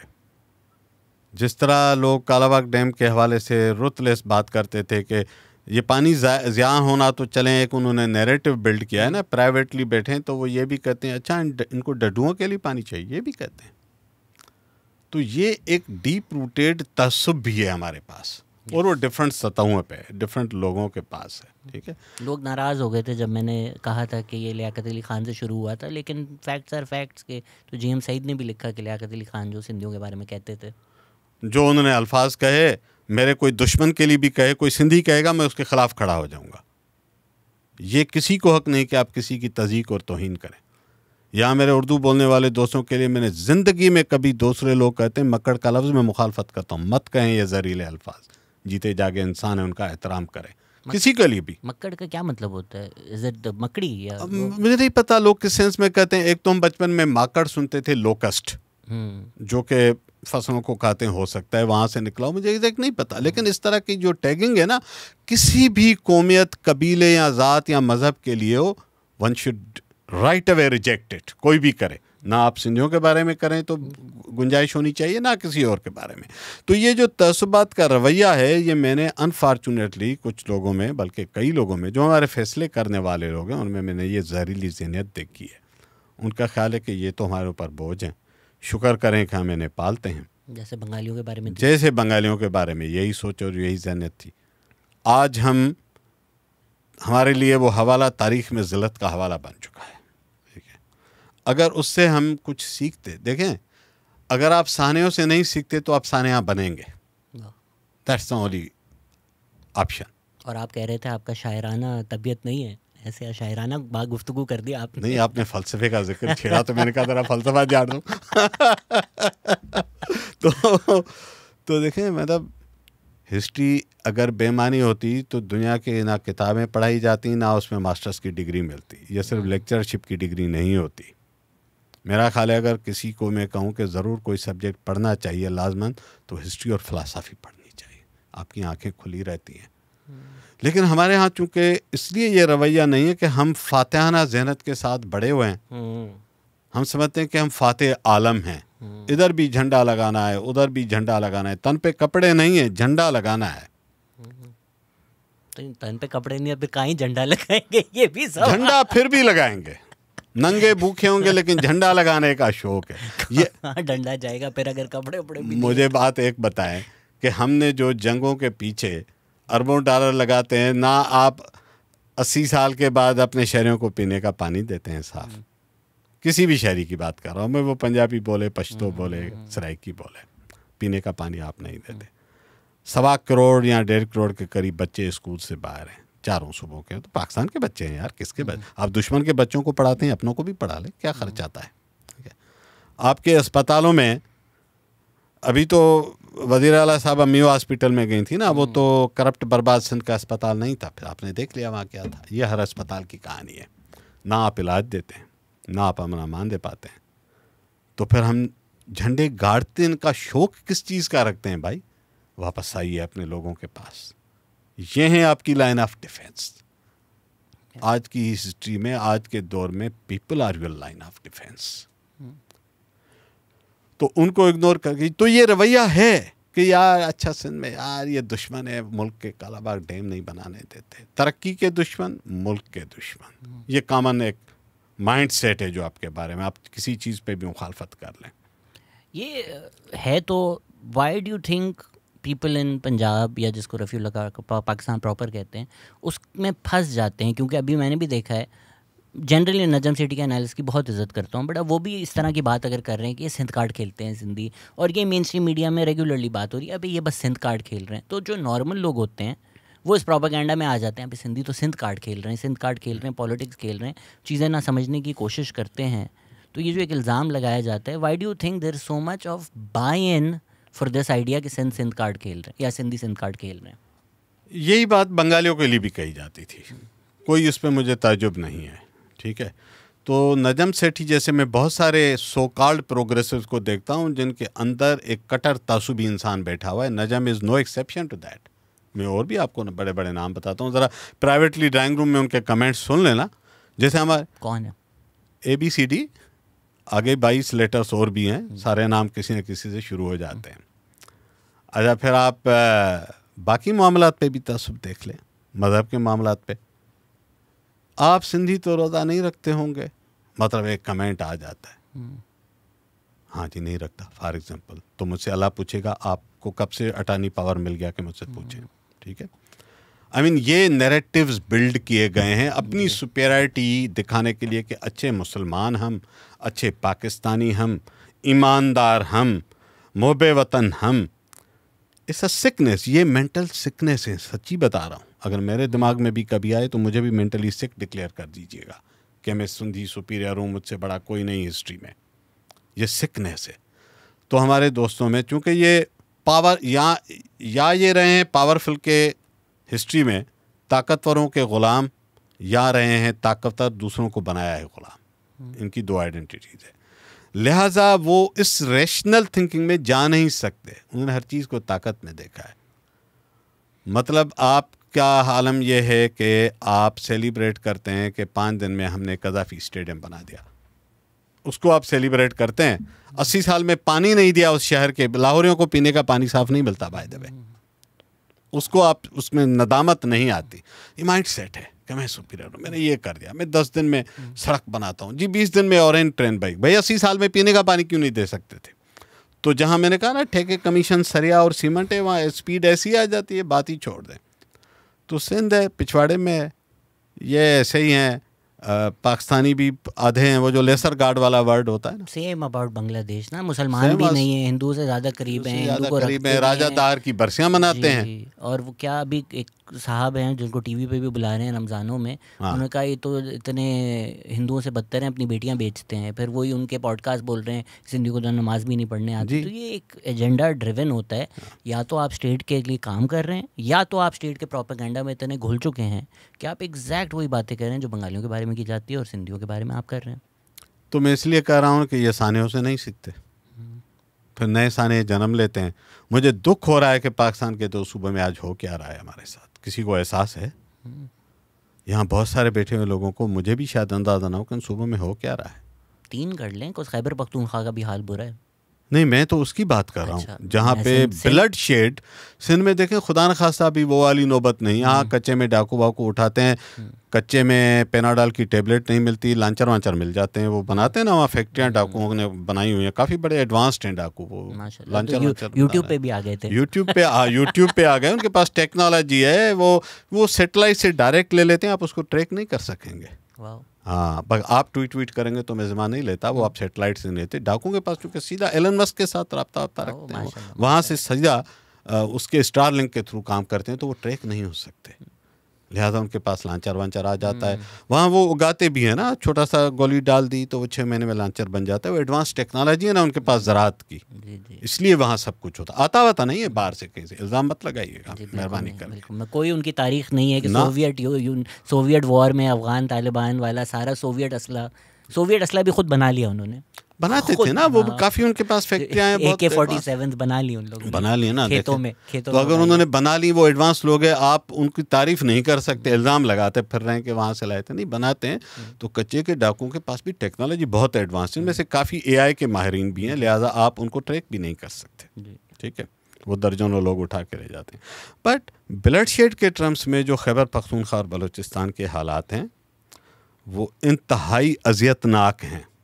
देखें, दोनों में छोड़ दें कोई किस इदारे का है, जो हवालदार 40-50 हज़ार तनख्वाह पे काम करता है उसको ईद पे गांव जाना था।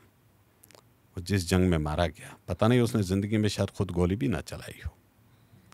और वो जो गरीब बलोच चरवाहा जिसको इसलिए गोली मारी गई हो कि मुझे नंबर पूरा करना है, मुझे दहशतगर्दों का नंबर भी तो पूरा करना है, मेरे लिए वो दोनों एक जैसे मजलूम हैं, दोनों। तो इन दोनों सूबों में जो आग लगी हुई है, उसका जो पेट्रोल हाथ में लेके जिन्होंने लाइटर से जलाई हुई है, उन पे कोई नहीं बात करता। इसलिए मैं कह रहा हूँ, ये झंडों का डंडों का शौक निकालें, अपना मुल्क संभालें। और जिस सूबों में थोड़ी बहुत साइलेंस और पुरसुकून और थोड़ा सा बराए नाम लोग भूखे नंगे बर्बाद हाल में बैठे, आपसे छेड़ते भी नहीं थे, आपसे लड़ते भी नहीं थे, उनको क्यों उठा के सड़कों पे ले आते हो भाई?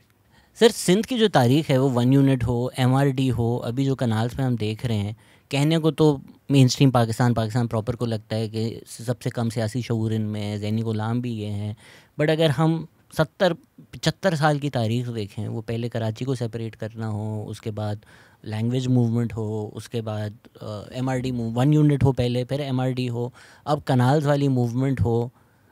What do you think is it about Sindh के एक mass peaceful non violent resistance हमने तारीख़ में बार बार देखी है, जहां लोग सड़कों पर आते हैं, अपनी जानें रिस्क करते हैं। MRD में भी हज़ारों लोगों को मारा गया, फिर भी सड़कों पर आए। इस वक्त रमज़ान चल रहा है, गर्मी का जो हाल है, बच्चे हों, डॉक्टर हों, पूरा का पूरा सूबा बाहर आया हुआ है। What is it about Sindh के यहाँ इसकी एक तारीख़ है of resistance and peaceful resistance? ये बड़ी स्ट्रेंथ है सिंध की। इवन शाहनमाज पे भी जो आया, पूरे मुल्क में कोई रिस्क नहीं कर सकता कि आप इस तरह एक ब्लास्फेमी मर्डर के ऊपर पूरा सूबा बाहर आया और उसने प्रोटेस्ट किया। यस, देखिए, सिंध के जीन्स में कुछ चीज़ें हैं।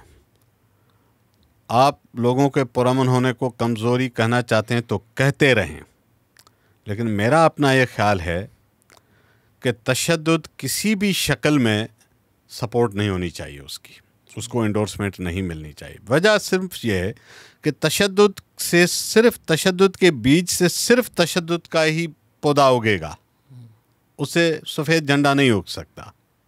कोई लाल झंडा ही निकलेगा, कोई काला झंडा ही उगेगा उससे। जितनी मूवमेंट्स हैं सिंध की, इसकी यूनिक, अब उसके रीज़न कई हो सकते हैं, मैं उसके एनालिसिस शायद मेरी वो कॉम्पिटेंस नहीं है। आपकी जोग्राफ़ी, आपकी सोशोलॉजी, आपके वैल्यूज़, बहुत सारे वेरिएबल्स मिलके सोसाइटी को शेप अप करती हैं। ठीक है, एक वक्त था कराची शहर में कलाशनकोफ के बेसिस पे लोगों का ख्याल था कि कुछ लोगों का ख्याल था कि हम कराची फतह कर चुके हैं। वो चाबी खिलौने में जिसने भरी थी उसने चाबी उल्टी घुमा दी, आप बैठ गए। तो जो चीज़ें ऑर्गेनिक नहीं हैं, जो मट्टी से नहीं उगती, जिसमें हवा गुब्बारे में कुदरत की नहीं पंप की भरी हुई है, वो पंप निकालते ही सुकड़ जाएगा। तो मेरा ख्याल है कि सिंधियों के मूवमेंट्स ने जो नताइज दिए उसकी वजह ये कि उनकी रूट्स, उनकी जड़ें धरती, मट्टी और रिवायात में हैं। 1 यूनिट के ख़िलाफ़ जो मूवमेंट है पूरी कल्चरल मूवमेंट है, बाय द वे आप देख लीजिए। पॉलिटिकल तो है लेकिन कितनी डीपली इंटीग्रेटेड है कल्चर के साथ। सिंधी की बेस्ट मज़ामती शायरी 1 यूनिट के एरा में हुई है। सिंधी का बेस्ट लिटरेचर उन दिनों में इवाल्व हुआ है। जा बजा जश्न लतीफ़ के जलसे होते थे, तो वो कल्चर के साथ एक इंटीग्रेटेड पॉलिटिकल मूवमेंट थी, कंप्लीटली पीसफुल। कालाबाग डैम के ख़िलाफ़ मूवमेंट पे आ जाइए, इंक्लूसिवनेस देख लें, बलूचिस्तान एंड खैबर पख्तूनख्वा के वो उनके साथ खड़े हैं, वो उनके हक में वोटिंग कराते हैं असेंबली में। अफजल गुज्जर सिंध का पंजाबी है, वो कालाबाग डैम के ख़िलाफ़ जलसे में आगे खड़ा तकरीर कर रहा है। सिंध में 100 साल से ज़्यादा यहाँ रहने वाले आरआई को हो गया है, उनके बच्चे शालती पढ़ते हैं। मेरे नज़र में आरआई पंजाबी रहा ही नहीं। इंक्लूसिवनेस देखिए, जाइए टंडो लयार और टंडो आदम के ज़रा खानजादों से बात तो करके देखें, मुझसे अच्छी सिंधी बोलते हैं। सोसाइटी में ये पावर है कि एब्जॉर्ब कर सके। कई पंजाबी मुझसे ज़्यादा अच्छी सिंधी बोलते हैं यार, वो इस धरती का खमीर का हिस्सा हो गए। जेसन के जलसों में जो सबसे ज़बरदस्त फनकार था जो सिंधी में गाता था, वो सरमद सिंधी था, उसके घर में पंजाबी होती थी। उस्ताद मंजूर अली खान, सिंधी मौसीकी से नाम निकालें तो मौसीकी बचती ही नहीं है, घराना पीछे पंजाबी है। और मैं आपको कितने, वफा नाथन शाही सिंधी गज़ल का खूबसूरत शायर, पंजाबी, बहुत सारे मैं आपको नाम बता सकता हूँ।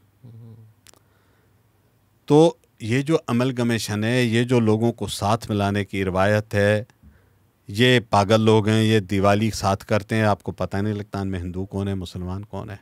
अभी मैं जो कह रहा था कि जामशोरों में सिंध यूनिवर्सिटी में होली मनाई गई जी रमज़ान में, ये हाँ? तसव्वुर ही नहीं कि कराची लाहौर में। और अभी जब मैं बोल भी रहा हूँ ना तो नीचे कमेंट्स आने शुरू हो गए कि तुम इस चीज़ की तारीफ़ कर रहे हो, ये एक अच्छी चीज़ है, हाँ? ये तो बुरी चीज़ है। तो और ये सिर्फ सिंध में ही हो सकता है। जना साहब ने जिस पाकिस्तान का तस्वर दिया था, फिर आप कहें कि जना साहब भी इतने ही गलत थे।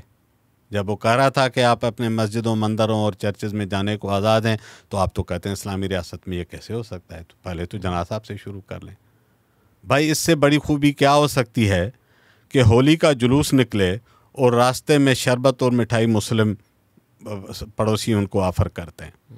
रमज़ान में हिंदुओं के तरफ से वहाँ पे अफ्तार पार्टियाँ होती हैं, ईदगाहों की रंग रोगन आपको हिंदू करवा के देते हैं, मिल के ईदें और होलियाँ मनाते हैं। इससे ज़्यादा अच्छा इस्लाम की शक्ल और तशबीह क्या हो सकती है। इसको तो आप चेरिश करें। तो ये peaceful coexistence, peaceful resistance movements, जून के महीने में 50 डिग्री टेम्परेचर, हज़ारों ख़वातीन सक्कर से निकलती हैं, कराची को लॉन्ग मार्च करती हैं और यहाँ डंडे पड़ते हैं उनको, और यहाँ उनको डंडे पड़ते हैं, लेकिन वो शीशे नहीं तोड़ते, गाड़ियों को आग नहीं लगाती, फिर भी डंडे खाती हैं, नारे मारती हैं, थाने जाती हैं, अगले दिन फिर बाहर आ जाती हैं। और ये मैं आपको बता दूं कि मॉडर्न एरा में पीसफुल मूवमेंट सबसे बड़ा पावरफुल टूल है। जिस लम्हे आप वायलेंस पे जाएंगे, काउंटर वायलेंस, आप स्टेट की वायलेंस का कौन मुकाबला करेगा। और मतलब फिर आप स्टेट की वायलेंस तो खौफनाक वायलेंस है ना। तो वायलेंस वर्सेस वायलेंस, हाँ कुछ लोग वायलेंट तरीके यूज़ करते हैं, जिसको जो तरीका पसंद हो करे। मैं तो अपनी बात करता हूँ। मेरा ख्याल है कि सिंध की जो सोशल फैब्रिक है, जो सिंधी मिजाज है सूफियाना किस्म का, जो सिंध की पॉलिटिकल स्ट्रेटजीज़ हैं, उसमें वायलेंस हमारे तहरीकों के लिए जहर साबित होगा। हमारी स्ट्रेंथ पीसफुल इंक्लूसिव मूवमेंट है। आज भी इन कैनाल्स के ऊपर सिंध का पंजाबी ऐसे ही खड़ा हो जाता है जलसों में जाके, उसको पता है कि उसकी ज़मीन इधर है। बेशक 1 यूनिट के दौर में लाहौर में से हेड ऑफिस से आर्डर के शक्ल में मिल गई होगी, लेकिन उसकी ज़मीन के लिए अलग से नहर नहीं खुदेगी, इसी दरिया सिंध से पानी आएगा। कराची के पीने के लिए कोई अलग से पाइपलाइन नहीं आएगी सुलेमान की बैरेज से, इसी सिंधु का पानी आ सकता है। तो इस सवाल को अगर इन्वर्स कर दूं मैं, अभी हम बलूचिस्तान पे डिस्कशन कर रहे थे तो किसी ने कमेंट भी किया कि बलोच अपने नाम के साथ बलोच क्यों लगाते हैं, हम पंजाबी तो नहीं लगाते, हम तो नहीं बोलते हम पंजाबी, हम तो पाकिस्तानी हैं। तो मैंने उनको जवाब दिया कि भाई जो पंजाबी ज़हनी गुलाम है, जिसको पंजाबी होने पे फ़ख्र नहीं है, तो हम क्या कह सकते हैं। आपको फ़ख्र होना चाहिए पंजाबी, ये किस किस्म की बात है। सरफराज बुख्ती ने भी बोला कि 1947 में पाकिस्तान बन गया तो आप बलोच सिंधी वो नहीं रहा पाकिस्तानी। ये जाहिलाना बातें हैं। क्यों नहीं रहे भाई? अगर आपकी एक आइडेंटिटी है हज़ारों करोड़ों साल से, तो वो है, वो आइडेंटिटी मस्क करके एक और आइडेंटिटी लेना। तो स्टेट ने कोशिशें तो बहुत की हैं। अभी मैं आपको बता रहा था कि हम दिवाली मिट्टी में थे, तो कश्मीर चौक पे खादिम रिजवी की तस्वीर है। मैं बोला मुझे डर था कि शायद 4-5 साल बाद यहाँ इस तरह दिवाली नहीं हो। आपने बोला नहीं होगी। तो स्टेट ने कोशिशें तो बहुत की हैं। फ्लड्स के बाद मौलाना फजलुर रहमान की मदरसे फ़ंड किए, मदरसे बनाए। अब TLP को डाल रहे हैं पूरे सिंध में, तो स्टेट सक्सेसफुल क्यों नहीं हो सका? देखिए, अगेन मैं कहता हूँ, जो चीज़ ऑर्गेनिक नहीं है ना, वो आप उगा नहीं सकेंगे। आप आर्टिफिशियल खाद और बीज से कुछ चीज़ें थोड़ी सी उगा लेंगे, वो चल नहीं सकती। समाज के जो मिजाज होते हैं वो सदियों में बनते हैं, वो एग्जेक्टिव ऑर्डर से भी नहीं बनते कि आज से आप पुरअमन होंगे, आज से आप शिद्दत पसंद होंगे, आज से आप इंतहा पसंद होंगे। ये ऑर्डर पे नहीं बनते, सदियों का प्रोसेस है। सोसाइटी इवॉल्व होती है। जैसे कोई दरिया बनता है तो हज़ारों लकीरों की शक्ल में जो पानी के कतरे गिरते हैं ना ग्लेशियर्स में, वो जाके एक छोटी सी 1-8 इंच की एक नहर क्रिएट करते हैं। ग्लेशियर मेल्टिंग को ज़रा देखिए ना जाके, तो निज़ाम फितरत की तरह है। सोसाइटी ऐसे इवॉल्व होती है। तो आज आप एग्जीक्यूटिव ऑर्डर जारी करें कि कल से आप सिंधी नहीं हैं, आप सिंध नहीं लिखेंगे, जैसे 1 यूनिट के दौर में हुआ था, तो भाई सिंध, पंजाब, बलूचिस्तान, पख्तूनख्वा, ये कोई एग्जीक्यूटिव ऑर्डर से पैदा हुए थे कि एग्जीक्यूटिव ऑर्डर से ख़त्म हो जाएंगे? हाँ, कुछ लोग अपने बुनियादी शनाख्त को सेकेंडरी कर देते हैं, ये उनकी चॉइस है, या उससे विड्रा हो जाते हैं, कलेक्टिवली एक कल्चरल सुसाइड करना चाहते हैं, उनकी चॉइस है। तो हमारे लिए तो आइडेंटिटी, सिंध के लोग are very sensitive about it. आप देखिए कि ये 65 में जब इलेक्शंस हुए हैं, उस दौर में जो वोटर लिस्टें बनी हैं, तो वोटर लिस्टें सिंधी में बनाओ पे मुहिम चली है, लोग जेलों में गए हैं। आज सिंधी ऐसे नहीं बची हुई कि किसी ने लेटर निकाला था तो सिंधी ज़बान बच गई है। लोगों ने कीमत अदा की है। और ये सिर्फ मैं सिंध की बात नहीं कर रहा, दूसरे लोगों ने दूसरी शक्ल में अपने राइट्स के लिए कीमत अदा की है। बिल्कुल। मेरा अपना ये ख्याल है कि जो पाकिस्तान में लोगों की सदियों की पुरानी शनाख्तें हैं, वो अगर आप उनको एक्सेप्ट करें तो पाकिस्तान की शनाख्त मजबूत होगी, कमज़ोर नहीं होगी। ये गलत फहमी है कि आप एक नई शनाख्त कल से थोपें और चाहें कि सारे लोग आज से इसी शनाख्त के ऊपर हो जाएंगे, तो नहीं हो सकेगा। और छोड़ें, यहाँ आपने पुराने जो शहर थे उनके नामों को जबरन इस्लामी नाम बनाने की कोशिश की, तो क्या लोगों ने उस नाम से विड्रा कर दिया? मिसाल के तौर पर दादू ज़िले में एक शहर है सीता, छोटा सा गांव है, अब थोड़ा सा शहर बन गया, उसको उन्होंने रहमानी नगर बनाया। वहाँ का रहने वाला आज भी रहमानी नगर नहीं कहता, सीता ही कहता है, जो उसका हिस्टोरिकल नाम था। अच्छा, उसमें प्रॉब्लम क्या है अगर सीता लिखा हुआ है तो? मतलब हमें तकलीफ है किस चीज़ से, मुझे समझ नहीं आती कि आप राम बाग को ज़रूर आराम बाग बनाए। फिर राम का बाग होगा, आपको क्या प्रॉब्लम है?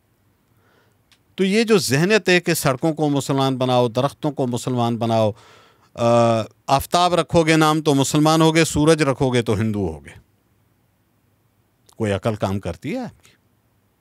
एक ही चीज़ के दो नाम हैं, तो आप सूरज रखेंगे तो हिंदू है, आफ्ताब रखेंगे तो मुसलमान है। Is that any sense? तो हमने इस्लाम का डिस्टार्टेड वर्जन इस मुल्क के लोगों के दिमागों में भरा हुआ है। इस्लाम इस शक्ल में, आप मज़हब से इत्तफाक करें, इख्तलाफ करें, हर एक का हक है, लेकिन यह डिस्टॉर्टेड वर्जन है। गैर ज़रूरी तौर पर आप लोगों को, बंगाल में क्या हुआ था, आपने पहले जाके कहा कि कौमी ज़बान एक ही होगी, वो उर्दू होगी। बंगाल ने कहा देखें, हम 55% हैं, हमारी ज़बान की हिस्ट्री है, हमारे पास टैगवर है, हमारे पास नज़रुल इस्लाम है, बहुत कुछ है। किसी ने अभी बोला था कि उर्दू जब इजाद भी नहीं हुई थी तब टैगोर को प्राइज मिल चुका था। तो आप क्या लड़ रहे हो भाई कि उर्दू सुपीरियर है बंगाली से? तो मेरा ख्याल है उर्दू के साथ उन्होंने दुश्मनी की। उर्दू एक खूबसूरत ज़बान है, बिल्कुल। क्या गालिब और मीर तकी मीर जैसे शानदार शायर बैठे हैं, और कतारे में नाम लेना बैठ जाऊं तो ख़त्म ही ना हो। आपने उसको मतनाज़ा बना के क्या खिदमत कर ली उर्दू की? एब्सोल्युटली। तो आखिर में फिर 56 के आइन में आपने उर्दू के साथ वैसे ही बंगाली लिखी, तब तक आप नुकसान कर चुके थे, मुल्क खो चुके थे, मुल्क खो चुके थे। 1953 में जो आपने लैंग्वेज राइट्स करवा के वहाँ लोगों को कत्ल किया और शहीद मीनार बन चुका था, फाउंडेशन आप रखवा चुके थे। It was too late, too little. सारे जो लीडर्स हैं, Sheikh Mujibur Rahman, all started in the language movement. Exactly. दुनिया भर में मदर लैंग्वेज डे इसलिए मनाया जाता है क्योंकि पाकिस्तान ने बंगालियों को मारा, स्टूडेंट्स को मारा था, for protesting for their rights. और अब मुझे लोग बहुत गालियाँ देते हैं क्योंकि मैं इस बारे में काफ़ी बात करता हूँ उर्दू के नफाज पे। बोलते हैं तुम उर्दू से नफरत करते। उर्दू से नहीं नफरत करता, मैं उर्दू बोल रहा हूँ, मैं नफाज से नफरत करता हूँ। हम तो उर्दू से मोहब्बत करते हैं, इसलिए कहते हैं कि मत उर्दू को नफरत में झोंक फेंके। क्यों फेंकते हो भाई? बिल्कुल, आप बाकी ज़बानों को इतना ही ऑन कर रहे हैं। अब भाई 1951 या 52 में सिंधी ज़बान सरकारी ज़बान डिक्लेयर हुई अंग्रेज़ के दौर में। बार्टल फेरियर आर्डर निकालता है कि अब के बाद जो अंग्रेज़ यहाँ पे मुतय्यन होगा उसको इतने महीनों में अगर सिंधी नहीं सीखता तो वापस चला जाएगा। ठीक है, तो 100 साल के बाद हम एक मुआहदे के तहत मुल्क में शामिल हो, और आप हमें कहें कि 100 साल पुरानी ज़बान से विड्रा कर लो, आज से सब कुछ उर्दू में लिखना शुरू कर दो, तो दुश्मनी तो आपने उर्दू के साथ की। वैसे दोनों रख लेते लोग, अब कोई प्रॉब्लम है? दोनों लिखे जाते हैं, पढ़े जाते हैं। मुझे तो फ़ख्र है कि मुझे उर्दू आती है, आपको शाह लतीफ़ नहीं पढ़ना आता, आपका नुकसान है। मैं तो गालिब पढ़ता, मेरा तो फ़ायदा है, मैं तो तंग नज़र नहीं हूँ। मैं तो सराइकी भी बोलता हूँ, मुझे तो पंजाबी भी आती है, और मैं फ़ख्र से कहता हूँ कि मुझे ज़बानें आती हैं। काश कि मैं मज़ीद भी सीख सकूँ। इसमें जो पीपल्स मूवमेंट है, जब लहूती पे आप लोग सेशन कर रहे थे, आप और आफिया, उसमें एक कन्फ्यूजन थी कि जरदारी साहब इधर हैं उधर हैं। आपने बोला भाई ये प्रेसिडेंट का प्रेरोगेटिव ही नहीं है, अब वो पानी का गिलास नहीं किसी को दे सकते, रिवर देना तो दूर की बात। अब क्योंकि क्लैरिटी आ गई है, जरदारी साहब ने भी बोल दिया, सिंध असेंबली में रेजोल्यूशन भी आ गया, पिछले हफ्ते आप आवाज़ टीवी पे भी आकर इस पर अपनी राय दे रहे थे, तो हमें भी बता दें इस नज़रिए से कि भाई जमहूरियत जितनी भी बुरी हो, एंड आई थिंक जितनी हमारी बुरी रही है करंटली, इट्स कंपेटिटिव, कि सबसे बुरी आज है, कल थी, फिर थी, मतलब जो ने भी शायद ज़्यादा स्पाइन दिखा दी थी जितनी अब भी नहीं दिखा रहे। Exactly. उसमें भी केविन करना पड़ा कि भाई इतनी आवाम बाहर आ गई है, पूरा सिंध हम लूज़ नहीं कर सकते। तो आप एक तो इस चीज़ को किस नज़र में देखते हैं? दूसरा, अब जबकि ये आ गया है, ख़त्म, राइट, अब तो नहीं बन सकता। मैं अभी ये नहीं कह सकता, उसकी वजह है ना इस मुल्क में सदर के ज़बान के अल्फाज की इतनी हैसियत है, ना सिंध जैसे कमज़ोर डोमिसाइल के असेंबली के रेजोल्यूशन की इतनी हुर्मत है। जब सॉरी मैं आपको काट रहा हूँ, बट जब कराची के सेपरेट होने पे सिंध असेंबली ने रेजोल्यूशन पास किया था तो कायदे-ए-आज़म ने पूरी असेंबली डिज़ोल्व कर दी थी। तो देखें, जो उनको पसंद आएगा उस पर अमल होगा। अब मैं इसको इस तरह देखता हूँ, नहरों के बात पे आ जाते हैं। इसी तरह जरदारी साहब ने इलीगल अनकॉन्स्टिट्यूशनल मीटिंग कन्वीन की और कैनाल्स के तामीर की बात की। आपने कहा जी सदर साहब ने कह दिया अब तो बनानी पड़ेंगी, अब शुरू हो गए कागजात, PC1 बन गए, ये वो। अब भी वही सदर है, अगर उसने कह दिया नहीं बननी चाहिए तो बंद कर दें।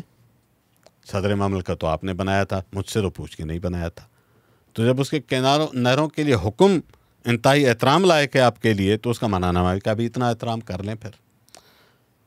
तो दोनों ही गैर कानूनी थे, ना सदर को वो नहरें बनाने का हुक्म देने का इख्तियार था, ना रोकने का इख्तियार है। अभी भी दरख्वास्त की है वफाक को, पहले हुक्म किया था बनाने के लिए कि बनाओ।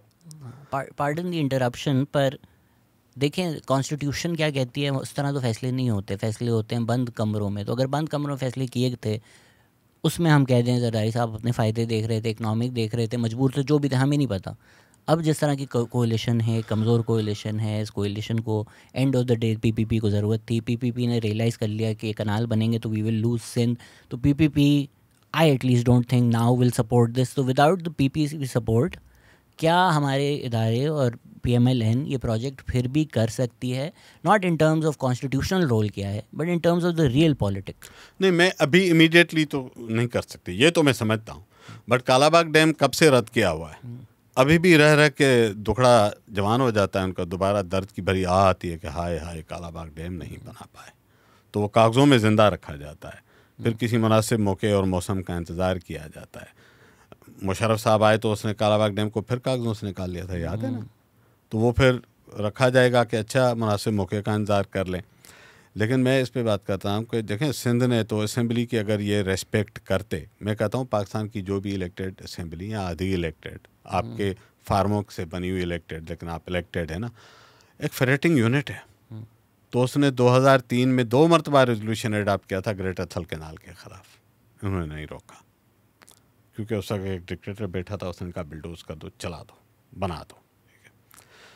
तो चूँकि या आप कानून को ताकत मानते हैं या ताकत को कानून मानते हैं। यहाँ चूँकि ताकत को कानून माना जाता है, तो अगर आज वो ताकत नहीं है हासिल किसी भी वजह से, ताकतवर तो खैर हमेशा से हैं, लेकिन फिर भी अगर पॉलिटिकली सूट नहीं करता, कहेंगे अच्छा थोड़ा सा बैक सीट पे रख दो, ज़रा फाइल इधर से उठा के साइड पे रख लो, टेबल से हटाओ, शेल्फ में रख दो, अगले दिन निकाल लेंगे, कोई बात नहीं। तो ये ऑफिशियली जब तक ऑफिशियली इसके बाय द वे ऑफिशियली मंजूर तो हुआ ही नहीं, क्योंकि दोनों प्रोजेक्ट्स चौबारा और चोलिस्तान के ख़िलाफ़ सिंध की summary council of common interest में पेंडिंग में है। एकनिक ने अभी तक चोलिस्तान कैनाल को थ्रू नहीं किया हुआ, तो लीगली तो ये हैं ही नहीं, एग्जिस्ट नहीं करते। आज लीगली ये दोनों प्रोजेक्ट एग्जिस्ट नहीं करते, तो बंद करने की तो कोई बात है ही नहीं। कोई चीज़ एग्जिस्ट नहीं करती तो बस नहीं है, आप ज़रा उस पर मज़ीद लिखते पढ़ते बंद कर लें, ख़त्म हो गई बात। लेकिन काउंसिल ऑफ कॉमन इंटरेस्ट में इन चीज़ों को प्रॉपरली सुन के फार्मली उस प्लेटफॉर्म से इनको क्लोज़ करार दिया जाना चाहिए। फिर उसके बाद लोगों को मैं बताऊं, लोग ज़रदारी साहब की स्टेटमेंट की वजह से चुप करके नहीं बैठेंगे, ना सिंध असेंबली की रेजोल्यूशन पे चुप करके बैठेंगे, क्योंकि लोग ट्रस्ट नहीं करते। ज़रदारी साहब को स्टेटमेंट क्यों देनी पड़ी? इसलिए कि सिंध के लोग बाहर आ गए थे। ज़रदारी साहब का दिल नहीं बदला होगा, ये मैं आपको बता दूं, मेरा क्लेम है। अगर उनको एहसास होता कि ये जुल्म और ज्यादती है तो उस वक्त भी ना करते। इतने अनपढ़ और सादा नहीं है ज़रदारी साहब, दूसरी मरतबा सदर बने हैं, ही नोज एवरीथिंग। जिसको भी खुश करने के लिए कहा, लेकिन उन्होंने गलत कहा था। अब भी कोई एहसास, मेरा नहीं ख्याल कि उनको अचानक हो गया कि ये मुझसे गलती हो गई, यार ये तो नहीं हुआ। पब्लिक प्रेशर, लोग बाहर आ गए, उनको समझ में आ गया। मैं आपको चैलेंज से कहता हूं कि अगर ये ना करते, बगैर सिक्योरिटी गार्ड्स के ये लोग अगली ईद नमाज अपनी ईदगाह में ना पढ़ सकते। लोग भिपरे हुए हैं सिंध के। Does this give an opportunity to a new political party or a new political movement which is not PPP in Sindh? Political movements और पॉलिटिकल ऑप्शंस को ग्रो करने और मैच्योर होने में बड़ा टाइम लगता है। हमारे यहाँ प्रॉब्लम यह है कि टेस्ट ट्यूब की इतनी बन जाती हैं पार्टीज़ कि आप जेन्युइन के रास्ते बंद करते हैं। जो लोग इस मुल्क में मुखलिस होकर पाकिस्तान की बेहतरी के लिए जेन्युइन पॉलिटिक्स करें, उनको आप गायब कर देते हैं, उनके लिए स्पेस नहीं छोड़ते। ये बड़ी पार्टियां जो इस वक्त हैं ना, इनकी लव एंड हेट रिलेशनशिप चलती रहती है, लेकिन इस्टेब्लिशमेंट को कबूल है, लिहाजा वो नहीं चाहेंगे कि इनकी जगह कोई और आके बनाए ले। PTI भी तो ऐसे ही फैक्ट्री की पैदावार थी और कहीं से नहीं आई थी। अब ठीक है, वो ट्रम्प्स पे टूट गया याराना, तो अलग बात है, याराना फिर भी बन सकता है। 3 साल पहले किसी ने नहीं सोचा था कि नवाज शरीफ वापस आएगा और शहबाज शरीफ वज़ीर आज़म होगा। ये इतने ही नाकाबिल कबूल थे जितना आज PTI और खान है, शायद उससे ज़्यादा। तो फिर कुदरत मेहरबान होती है तो मेहरबानियाँ हो जाती हैं। लेकिन जो पीपल्स पार्टी की क़यादत का जो ये रवैया है, ये सिर्फ़ और सिर्फ इसलिए बदला है कि सिंध के लोग सड़कों पे है। लेकिन मैं जो इसको फॉलो कर रहा हूँ सोशल मीडिया और बाकी सर्कल्स में और सिंधी मीडिया में, लोग ट्रस्ट नहीं कर रहे। लोग समझते हैं ये भी शायद कोई दिखावे का तरीका, कोई डॉज है हमारे लिए। प्रोटेस्ट नहीं रुके, वैसे ही जारी हैं। तो क्या होना चाहिए? मेरा ख्याल है in the good interest of Pakistan, council of common interest एक आइनी इदारा है। एक आइनी रिप्रेजेंटेटिव ऐवान ने इस स्कीम की मुखालफत कर दी है। हेड ऑफ स्टेट जो आपको बहुत अजीज़ हैं, जिसको आपने इस मसनद पे बिठाया है, आपके मुंतखब सदर साहब, आपके, मुझे नहीं पता लोगों ने कितना किया है, लेकिन उनके कहने पे आपने कैनाल शुरू की थी, अब उसने मुखालफत कर दी है। इस दफ्तर को बंद कर दें। इसमें कालाबाग डैम हमने कई दफ़ा डिस्कस कर लिया, उसमें भी नजम सिटी ने इसी तरह की बात की कि सबका फ़ायदा था, सिंध को भी पानी मिल रहा था, बट सिंध कार्ड की वजह से नहीं बन सका। तो क्या इशू था कालाबाग डैम में? देखिए, कालाबाग डैम, अगर उससे मेरा ये अंदाज़ा है, 2 नहरें जो निकालने की बात की गई थी, उसने बुनियादी तौर पर कालाबाग डैम को मतनाज़ा बना दिया था बनने से पहले। आई मीन डॉक्यूमेंट आगे आने से पहले, बना तो नहीं लेकिन उसी वक्त से। क्योंकि सिर्फ देखिए, डैम से दुनिया में कोई डायरेक्ट दरिया नहीं निकाले कैनाल नहीं निकाले जाते। Dam is a storage site. आप स्टोरेज करते हैं, आप उसको या रन ऑफ द रिवर भी बनाते हैं, स्टोर होता है, पानी आगे चलता रहता है, बहता रहता है, नीचे आप बिजली बनाते हैं, पानी चलता रहता है। Which nobody has a problem with. Nobody, मतलब अब तो है। अब आप उसको कितना भी साफ़ सुथरा करके ले आएंगे, अब लोग कबूल नहीं करेंगे। मैं उस स्टेज की बात कर रहा हूँ। फिर देखिए, कंसिस्टेंटली अगर आप मेरे वायलेशंस करते रहेंगे ना ट्रस्ट की, तो आप कितनी भी अच्छी चीज़ कहेंगे, कोई आप एतमाद नहीं करेगा। तो कालाबाग डैम पे लोग क्यों करते हैं? आपने 2 लिंक कैनाल बना के लिख के दिया था कि ये फ्लड कैनाल से तो पंजनद और चश्मा झेलम। फिर आप एक जिलानी साहब जाते हैं और खड़े होकर दरवाजे खुलवाते हैं और उनसे पानी बहने लगता है नॉन फ्लड टाइम में। तो लोगों ने कहा आपने हमारे साथ धोखा किया। तो जहाँ झूठ और धोखे की बड़ी तारीख होगी ना, वहाँ लोग एतमाद नहीं करेंगे। अब भाषा पे निस्बतन मैं कहता हूँ लोग इतने अपसेट नहीं है कालाबाग की तरह, गिलगित बल्तिस्तान के हैं, क्योंकि वो बल्तिस्तान में और ऐसी जगह पे जहाँ से कोई केनाल नहीं जा सकती। ठीक है, गिलगित बल्तिस्तान के लोग हैं कुछ उनकी ज़मीनें लेकर, और जिस तरह किया जा रहा है वहाँ पर प्रोटेस्ट चल रही हैं। अगेन नेशनल मीडिया कवर नहीं करता, वहाँ पे लोकल लोगों के इश्यूज हैं जी। यस, लेकिन मैं उसमें जो डैम कंट्रोवर्सी है उससे हट के ये लोगों के राइट्स का मामला है। वो किसी भी प्रोजेक्ट पे, जनरली बड़े प्रोजेक्ट्स पे प्रॉब्लम्स है क्योंकि गवर्नेंस हमारी अच्छी नहीं है। मजमूई तौर पर आप एक सड़क बनाते हैं, लोगों के लिए मसाइल शुरू हो जाते हैं, बिजली का खंभा लगाते हैं, रोज़ों के लिए प्रॉब्लम आ जाती है। तो ये तो मिसट्रस्ट की एक हिस्ट्री है ना सिंध पंजाब। देखिए सिंध ने सबसे पहले 125 साल पहले जब ट्रिपल कैनाल बनी है, उस वक्त सिंध की हुकूमत ने ऑब्जेक्शन रेज किया था कि आप हमारे ऐसे के जो पानी नीचे इनंडेशन कैनाल्स थे, तब जो दरिया के बहने पे पलट के बहते थे, उस ज़माने में पक्के कैनाल तो नहीं थे, बैरेजेस भी नहीं थे, तो ये बनाया 1915 में जाके चला है ट्रिपल कैनाल, 1901 या 2 में शुरू हुआ है अराउंड दैट। तो सिंध ने तो उस पर भी तब ऑब्जेक्शन किया था। उस वक्त कोई डैम, कोई स्ट्रक्चर कुछ नहीं था अभी। उस वक्त सिंध बॉम्बे का हिस्सा था, तो सिंध के ब्याह पे बॉम्बे की हुकूमत ने प्रोटेस्ट किया। फिर जब सतलज वैली प्रोजेक्ट जो कि 1922 के अराउंड शुरू होता है, 30 में जाकर कंप्लीट होता है, उस वक्त भी सिंध का प्रोटेस्ट रिकॉर्ड पे है कि आप इतना पानी ऊपर डाइवर्ट करते हैं, ये नीचे पानी, आगे हमें स्ट्रक्चर बनाने हैं, हमें सखर बैरेज वगैरह बनानी है, उसकी नहरों के लिए पानी नहीं होगा। तो पूरी एक 100-125 साल की हिस्ट्री है मिसट्रस्ट की, वो अंग्रेज़ दौर से लेके, और इस पाकिस्तान बनने के बाद वो ज़्यादा एग्रेवेट की है आपकी गलत पॉलिसियों और फैसलों के निस्बत। जितना पानी इंडिया को अपने 3 दरियाओं का दे दिया और अपने लिंक कैनाल निकाल के इंडस का पानी भी उधर मोड़ दिया, उसमें से एक बड़ा हिस्सा पानी का सिंध भी तो आता था पंजनद से नीचे। जो फैसला करने वाले अपनी कमेटी बनाई जो इंडिया के साथ निगोशिएट करने वाली थी, एक भी सिंध का रिप्रेजेंटेटिव नहीं था। बाद में डाल दिया था ना जब प्रेशर पड़ा, जब लेकिन शुरू में आप जो मुआहदे कर रहे थे 1948 के वक्त, जो नेहरू और इनके साथ बातें हो रही थी, तो जहाँ के आप गुलाम मोहम्मद और चौधरी मोहम्मद अली, क्या नाम था उनका, वो गए थे। उस वक्त तो कोई सिंध का रिप्रेजेंटेटिव आपने नहीं बिठाया था। तो पूरी एक मिस्ट्रेस की मैं इसलिए कह रहा हूँ, उसके पीछे हिस्ट्री है। ये आपने फिर आपने दरिया उधर दे दिए, उससे भी सिंध का पानी कम हुआ, इंडस से लिंक कैनाल भी बना लिए, उससे भी आपने पानी इधर खींच लिया, तो सिंध को तो डबल नुकसान हुआ। जितने पैसे आए, जो रिप्लेसमेंट वर्क बने, सारे के सारे पंजाब में बने, उन पैसों में से, जो उस वक्त कोई पता नहीं अरब डॉलर या कुछ थे, मुझे एग्जैक्ट अमाउंट भी याद नहीं, तो वो सारे आपने एक सूबे में खर्च कर दिए। फैसले आपके एक सूबे ने बैठ के किए। 1945 में जो 1940 में जो पानी का मुआहदा हुआ था, उसमें तय था कि आप सिंध को कोटली बैरेज के लिए भी पैसे देंगे, और इतना पानी का मुआहदा तय हुआ। 1947 में मुल्क बढ़ गया, तो आपने कहा कि वो तो पिछले पंजाब वालों ने किया था, हमारा उससे लेना देना नहीं है, तो फिर लोग क्यों ट्रस्ट करें भाई? तो मिसट्रस्ट की पूरी हिस्ट्री, आप लोगों के साथ रखना चाहते हैं तो इतना तो करें कि लोग आपकी ज़बान पे भरोसा करें। अब तो ज़बान छोड़ें, अब अच्छा और छोड़ें यार, आइन तो लोगों के साथ रियासत का मुआहदा है, आपने कभी उसको नहीं चलने दिया। आइन में लिखा आपने कि तेल और गैस जहाँ से निकलेगा, गैस रिजर्वायर प्रायोरिटी राइट उस एरिया के लोगों को होगा, आपने नहीं दिया। आपकी हम कौन कौन से नेमतों को भूलें? इसमें इंडस वाटर ट्रीटी, मैं खुद अयूब खान का नाक़दीन में से ही शामिल होता हूँ, लेकिन सिंध में अब ये पॉलिटिकल जो बात की जा रही है कि आपने नहरें बेच दी, या इसको एक शायराना तरीके से जावेद अख्तर अगर लिखें कि नहरें कोई सरहद नहीं मानती, पर क्या करते? एक ऑप्शन था कि भाई सारे ही वो बंद कर दें, तो बैठकर एक एग्रीमेंट किया। What else could have Pakistan done in that position? तो क्या ही इंडस वाटर ट्रीटी में मसला है? इफ़ एनीथिंग, इंडिया में तो अब आर्ग्यू करते हैं कि पाकिस्तान को ज़्यादा ही फ़ायदा दे दिया है, and now we want to go back on it. देखें, अब हाइंडसाइट में हम जाके उस पर कमेंट तो कर सकते हैं, उसको रिवर्स नहीं कर पाएंगे।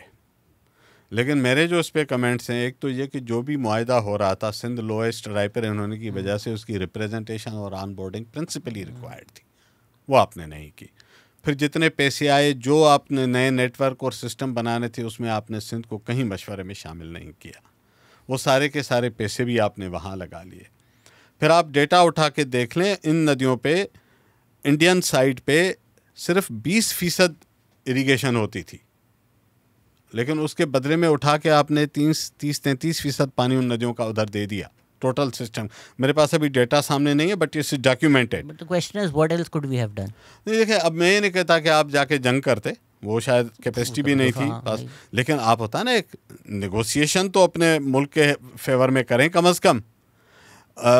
मुझे छोड़ें, डॉक्टर एजाज की एक बुक है इस पे, और बशीर मलिक साहब की बुक है, ये दोनों पंजाब से। आप पढ़ लें उन्होंने इस मुआहदे के ऊपर जो कमेंट्स किए हैं।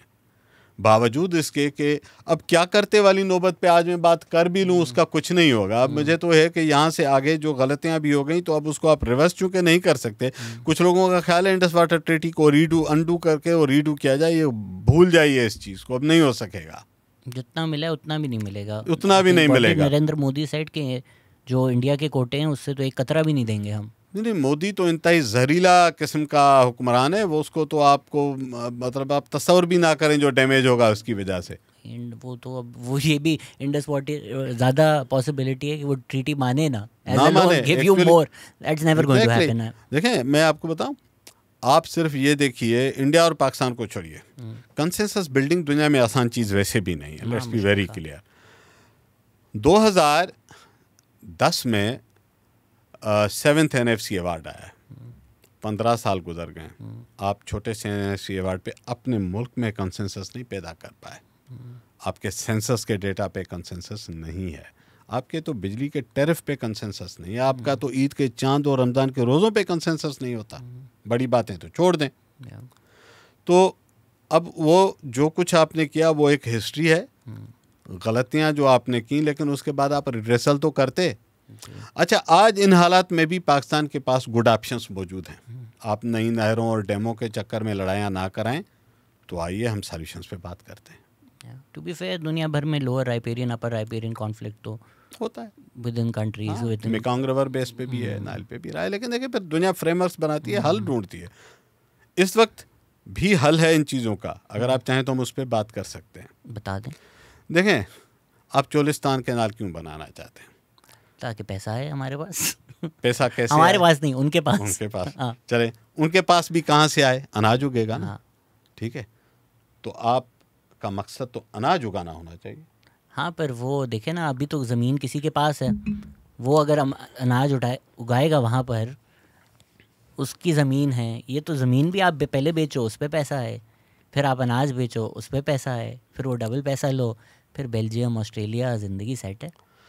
तो अगर आप फिर ऑब्जेक्ट उसको डिक्लेयर करें ना यार, फिर अनाज की जान छोड़े ना, ये तो सबको पता है ना। देखें, मैं ये बात करता हूँ, अगर मैं उनका आर्गूमेंट ले लूँ कि अनाज ज़्यादा उगाना है, पाकिस्तान इस खित्ते में वाटर और सॉइल लैंड क्रॉप प्रोडक्टिविटी में लोएस्ट है। एग्रीकल्चर लीड हमारा टेरेबल है। 2020 में ज़राई तरक्याती बैंक पाकिस्तान की एक रिपोर्ट है जो कि अवेलेबल है, वो कहती है कि पाकिस्तान अपनी पोटेंशियल यानी सलाहियत का सिर्फ 38% उगाता है। गोया हमारे पास 62% मार्जिन है, इसी पानी इसी ज़मीन से। ना आपको ज़मीन ज़्यादा चाहिए ना पानी ज़्यादा चाहिए। आपके 60% पानी के लॉसेस हैं पाकिस्तान में, 20% लगभग एवापोरेशन है, उसको हम शायद कम ना कर पाएँ। 40% सीपेज है, उस 40% का कुछ हिस्सा फ्रेश वाटर को रिजुविनेट करने के लिए, ग्राउंड वाटर रिचार्जिंग के लिए ज़रूरी होता है, लेकिन जो आपका सेलाइन एरियाज़ में नॉन रिकवरेबल जाता है वो ज़ाया है। मेरा ख्याल है आप समंदर के पानी को ज़ाया करने के बजाय इस 20-25 मिलियन एकड़ फुट को ज़ाया का लफ्ज़ कोई क्यों नहीं यूज़ करता? वो कहाँ जा रहे हैं जो नॉन रिकवरेबल सीपेजेस हैं? अगर मैं 20 मिलियन एकड़ फीट भी मान लूँ तो ये 3 कालाबाग डैम बनते हैं। तो आप घड़े में सुराख है उसे बंद नहीं करना चाहते, घड़े में ऊपर और बाल्टियाँ लाओ, उसके घर के भी बाल्टी भर के ले आओ, उसका पानी भी उठा के लाओ, घड़ा भरो। भाई घड़े का सुराख कम वक्त बंद कर दो। And this is efficiency problem. This is efficiency problem. सबको पता है, इस मुल्क के एक्सपर्ट्स ने काम किया, पंजाब के एक्सपर्ट्स ने बड़ा ज़बरदस्त काम किया है इस पर। ऐसे नहीं है कि उनके आप रिकमेंडेशंस ले लें पाकिस्तान के गुड इंटरेस्ट में। बड़े ज़बरदस्त साइंटिस्ट पंजाब के जिन्होंने इस पर काम किया है, नेशनल इदारों ने किया है, पढ़ लें। तो अगर हमारा एवेपोरेशन इतना बड़ा मसला है तो हम अब चोलिस्तान में बना रहे हैं जी, जहाँ माशाल्लाह एवरेज टेम्परेचर आप निकाल लें 45-50 डिग्री टेम्परेचर है, तो वहाँ तो आपकी हाई एवापोरेशन है। नॉट ओनली दैट, बल्कि आप सैंडी सॉइल में जाके इरीगेट करेंगे, आपका सीपेज लॉसेस कितने होंगे, और फिर आप तमाम कैनाल्स के नेटवर्क को फिर आप पुख्ता करेंगे, उसकी कास्ट निकालें आप इन्वेस्टमेंट। ये अभी एक फेज़ 1 के फीडर कैनाल का बजट 211 अरब रुपए, अब आप टोटल का निकालें कितने 100 अरब और बनते हैं।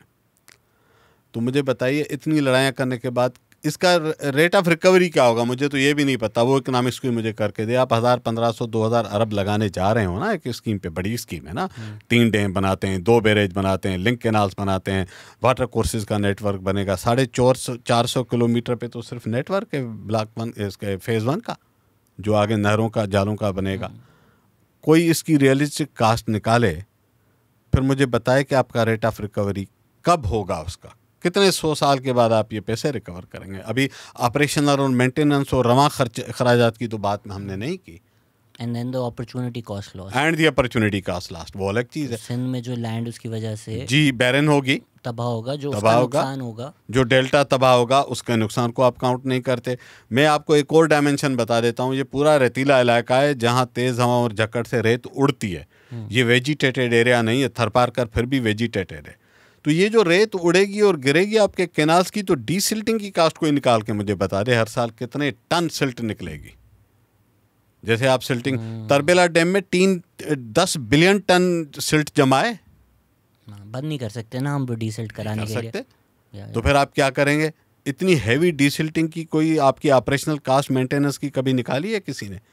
रेत का इलाका है, सीपेज लॉसेस, मैं कहता हूँ सारे पैरामीटर्स को चलें, किसी दुनिया के अच्छे माहिर से इसकी फिजिबिलिटी बनवा लें यार। ये आप थके हुए फैसलाबाद के या मेरे जैसे इंजीनियरों से बनवाएंगे जिनको फरमाइश पे एक फिजिबिलिटी बनानी है, तो ऐसी ही बना के देंगे। आप दुनिया के माने हुए इंजीनियर से इसकी टेक्निकल वाइबिलिटी तो इस्टेब्लिश करवाएं यार पहले। ऐसे ही बस आप दौड़ लगा चुके कि नहीं जी अब मंजिल पे पहुंचना है, झंडा गाड़ना है, भाई पीछे रियलिटी चेक भी कर लो, सांस ले लो, थोड़ी सी सुकून से बैठ जाओ, ज़रा चीज़ों को रिफ्लेक्ट करो, रिव्यू करो, इस जहन से भी निकलें कि हमने कहा था अब वापस जाएंगे तो बड़ी बेइज्जती की बात है। नहीं, पाकिस्तान की खातिर दोबारा सोच लो। नरेंद्र मोदी जो इतने बड़े पावरफुल लीडर कंसिडर किए जाते हैं, फार्मर्स ने प्रोटेस्ट की, उन्होंने आके हाथ जोड़े, एग्जैक्टली बोला सॉरी, हाँ, कोई उनकी, और फिर जीते इलेक्शन, कुछ फर्क नहीं पड़ा, कुछ फर्क नहीं पड़ा। इफ एनीथिंग वो सीन एज अ पॉजिटिव। आप उसको कोर्स करेक्शन में चले जाएं ना, आप ह्यूमन बींग्स हैं, आपकी फ्लॉड पॉलिसीज हो सकती हैं, आप बदनीयत ना भी हो तो गलतियां तो कर सकते हैं ना, तो चलें गलतियों को करेक्ट कर लेते हैं, ज़रा रिविजिट कर लें, इसमें ऐसी क्या बात है। इससे भी आसान स्ट्रैटेजी देता हूँ इनको जी, आए बोलें ये जनरल फैज़ का मंसूबा था अब वो उसने गलत किया, पाकिस्तान के खिलाफ था, उस पर डाल दे, हाँ बस डाल दे। सब तालियां बजाएंगे पिछले वालों पे डाल दो, उसमें मसला ये। सर लोगों ने थोड़े से सवाल पूछे थे, अभी आपने तरबेला का जिक्र किया, आपने एक आर्टिकल भी लिखा था, गेट नंबर 4 की तो बहुत बात होती है, गेट नंबर 47 जो कोलैप्स हुआ है, तो सक्खर बराज, कोटरी बराज 1940, 60, 30 इस तरह सारे बने हुए हैं। तो ये जो इंफ्रास्ट्रक्चर भी है जिस पे हम रिलाई करते हैं, आपने तरबेला डैम की सिल्टेशन की बात की, जो कोई भी नहीं करता, कि इतना बड़ा मसला है, आप कैपेसिटी से भी कम यूज़ कर रहे हैं, कुछ नीचे तो सिल्ट तय है 40% सिल्टेड, तो ये तरबेला का फिर भी चले इंफ्रास्ट्रक्चर अभी अच्छा है। तो जो सिंध के बराज और ये वो आप जहाँ पैसे खर्च कर रहे हैं इधर उधर, इसका जो अपग्रेड नीडेड है कि फ्लड गेट्स कोलैप्स हो रहे हैं, इस तरफ तो कोई सोच भी नहीं रहा। जी, सक्खर बैरेज लगभग 100 साल पुराना है, 1932 से। उसकी मेंटेनेंस बहुत ही पुअर है। पैसे ना होना, कम होना एक वजह है, जो अवेलेबल पैसे भी ठीक तरह से नहीं लगते। तो ये कोई फर्स्ट टाइम गेट का कोलैप्स नहीं था, मैंने इस पे डॉन में डिटेल आर्टिकल लिखा था, और मैंने इससे भी, मुझे अब सन याद नहीं हो सकती, ये इशू अब कैनाल्स का आ गया है तो वो ज़रा स्लिप हो गए। तो ये पहले भी गेट कोलैप्स हुआ है और उसकी थारो इन्वेस्टिगेशन भी हुई थी। एक ऐसी इन्वेस्टिगेशन थी जिसमें NED यूनिवर्सिटी भी इन्वॉल्व थी, और भी इंजीनियर्स थे, बाहर की कंसल्टिंग कंपनीज भी इन्वॉल्व थी, और पता लगा कि इट वाज शेयर मिसमैनेजमेंट। आपने कंटिन्यूसली बरसों तक एक चीज़ को इग्नोर्ड रखा, उसकी रिपेयर ठीक नहीं की, उसकी मेंटेनेंस टाइम पे नहीं, उसकी इंस्पेक्शंस होती हैं, पूरे SOPs पूरे बने हुए हैं। जब आप वो नहीं करते तो आखिर स्ट्रक्चर है ना, उसकी एक उम्र है, कभी ना कभी वो कोलैप्स करता है। कम से कम उसका जो कंक्रीट स्ट्रक्चर है वो ठीक हाल में, अभी तक उसमें कोई मेजर इश्यूज सामने नहीं आए जो इंजीनियर्स बताते हैं। लेकिन आपके गेट्स जो कि वेरी सेंसिटिव हैं, देखें सक्खर बैरेज सिंध के इकानमी की और एक तरह से उसका इनडायरेक्ट रिलेशन निकालें तो पाकिस्तान के बाकी बहुत सारे इकोनॉमिक मामलात में उसका इंटीग्रेशन है, वो प्रिकेरियस कंडीशन में है, उसके सारे गेट्स अब रिप्लेस करने पड़ रहे हैं। और पाकिस्तान के बाकी इंफ्रास्ट्रक्चर के हालात कैसे हैं, मुझे याद है कि मैंने कहीं पढ़ा था तोसा बैराज भी जब बना था तो उसमें भी एकदम से बड़े बड़े कोई डिफेक्ट्स निकल आए थे। तो इन सारों की आप किसी इंटरनेशनल फर्म को पैसे दे के थारली इसकी आप एवेल्यूएशन और असेसमेंट करवा लें, इंस्पेक्शन करा लें। तमाम जितने हमारे स्ट्रक्चर्स हैं, डैम्स को बने हुए एक अरसा हो गया, उनकी एक उम्र है। अब जो ये बहुत सारे दोस्त कहते हैं जी बादशाह डैम में एडिशनल पानी स्टोर होगा, भाई बादशाह डैम पानी ईजाद नहीं करता, अवेलेबल पानी को स्टोर करता है।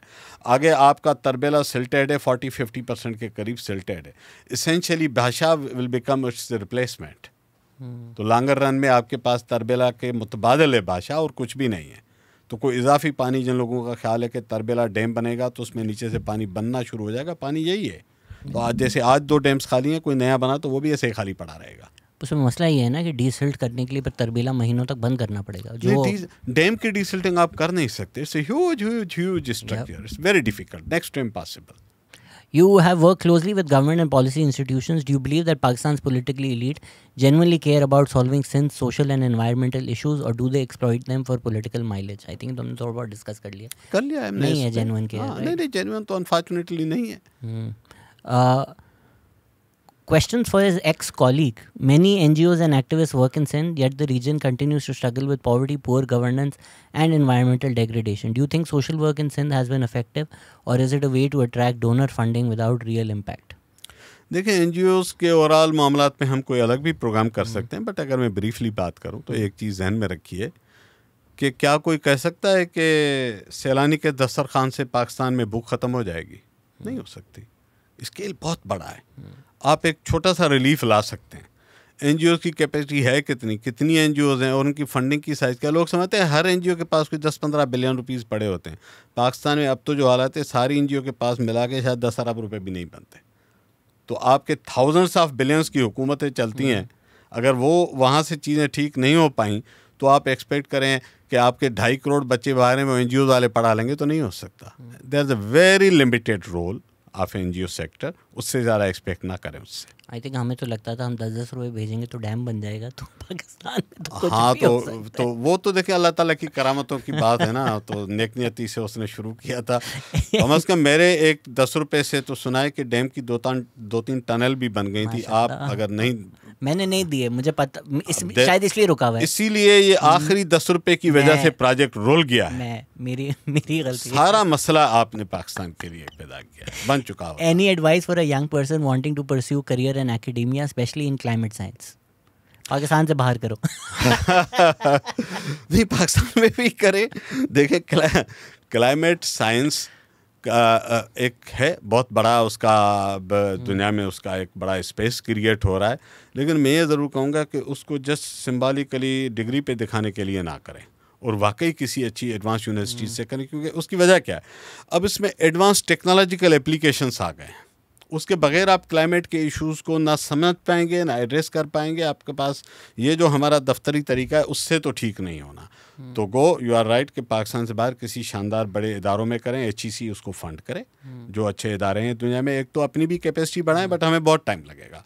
HEC से फंडिंग लें और फिर शार्ट हो जाएं, जिस तरह काफ़ी लोग करते हैं। Impact of Ravi water flowed stop to Pakistan. 3 बंद हो गई थी, रावी तो उनमें से एक था, सतलज भी। और उसका देखें, उसकी वजह से ही तो आज के एक क्राइसिस एक बनते बनते यहाँ पर आ गए। आपने एक सब्सटेंशियल हिस्सा हमारा पानी का उधर चला गया, तो जाहिर है उसकी वजह से ये शॉर्टफॉल तो है ना। 25-30 मिलियन एकड़ फिट आपके सिस्टम से निकल जाएं एकदम से, तो वो फिर परपिचुएट करता है। लेकिन एक चीज़ जिस पे हम बात नहीं करते, क्या पाकिस्तान में पानी कम हुआ है?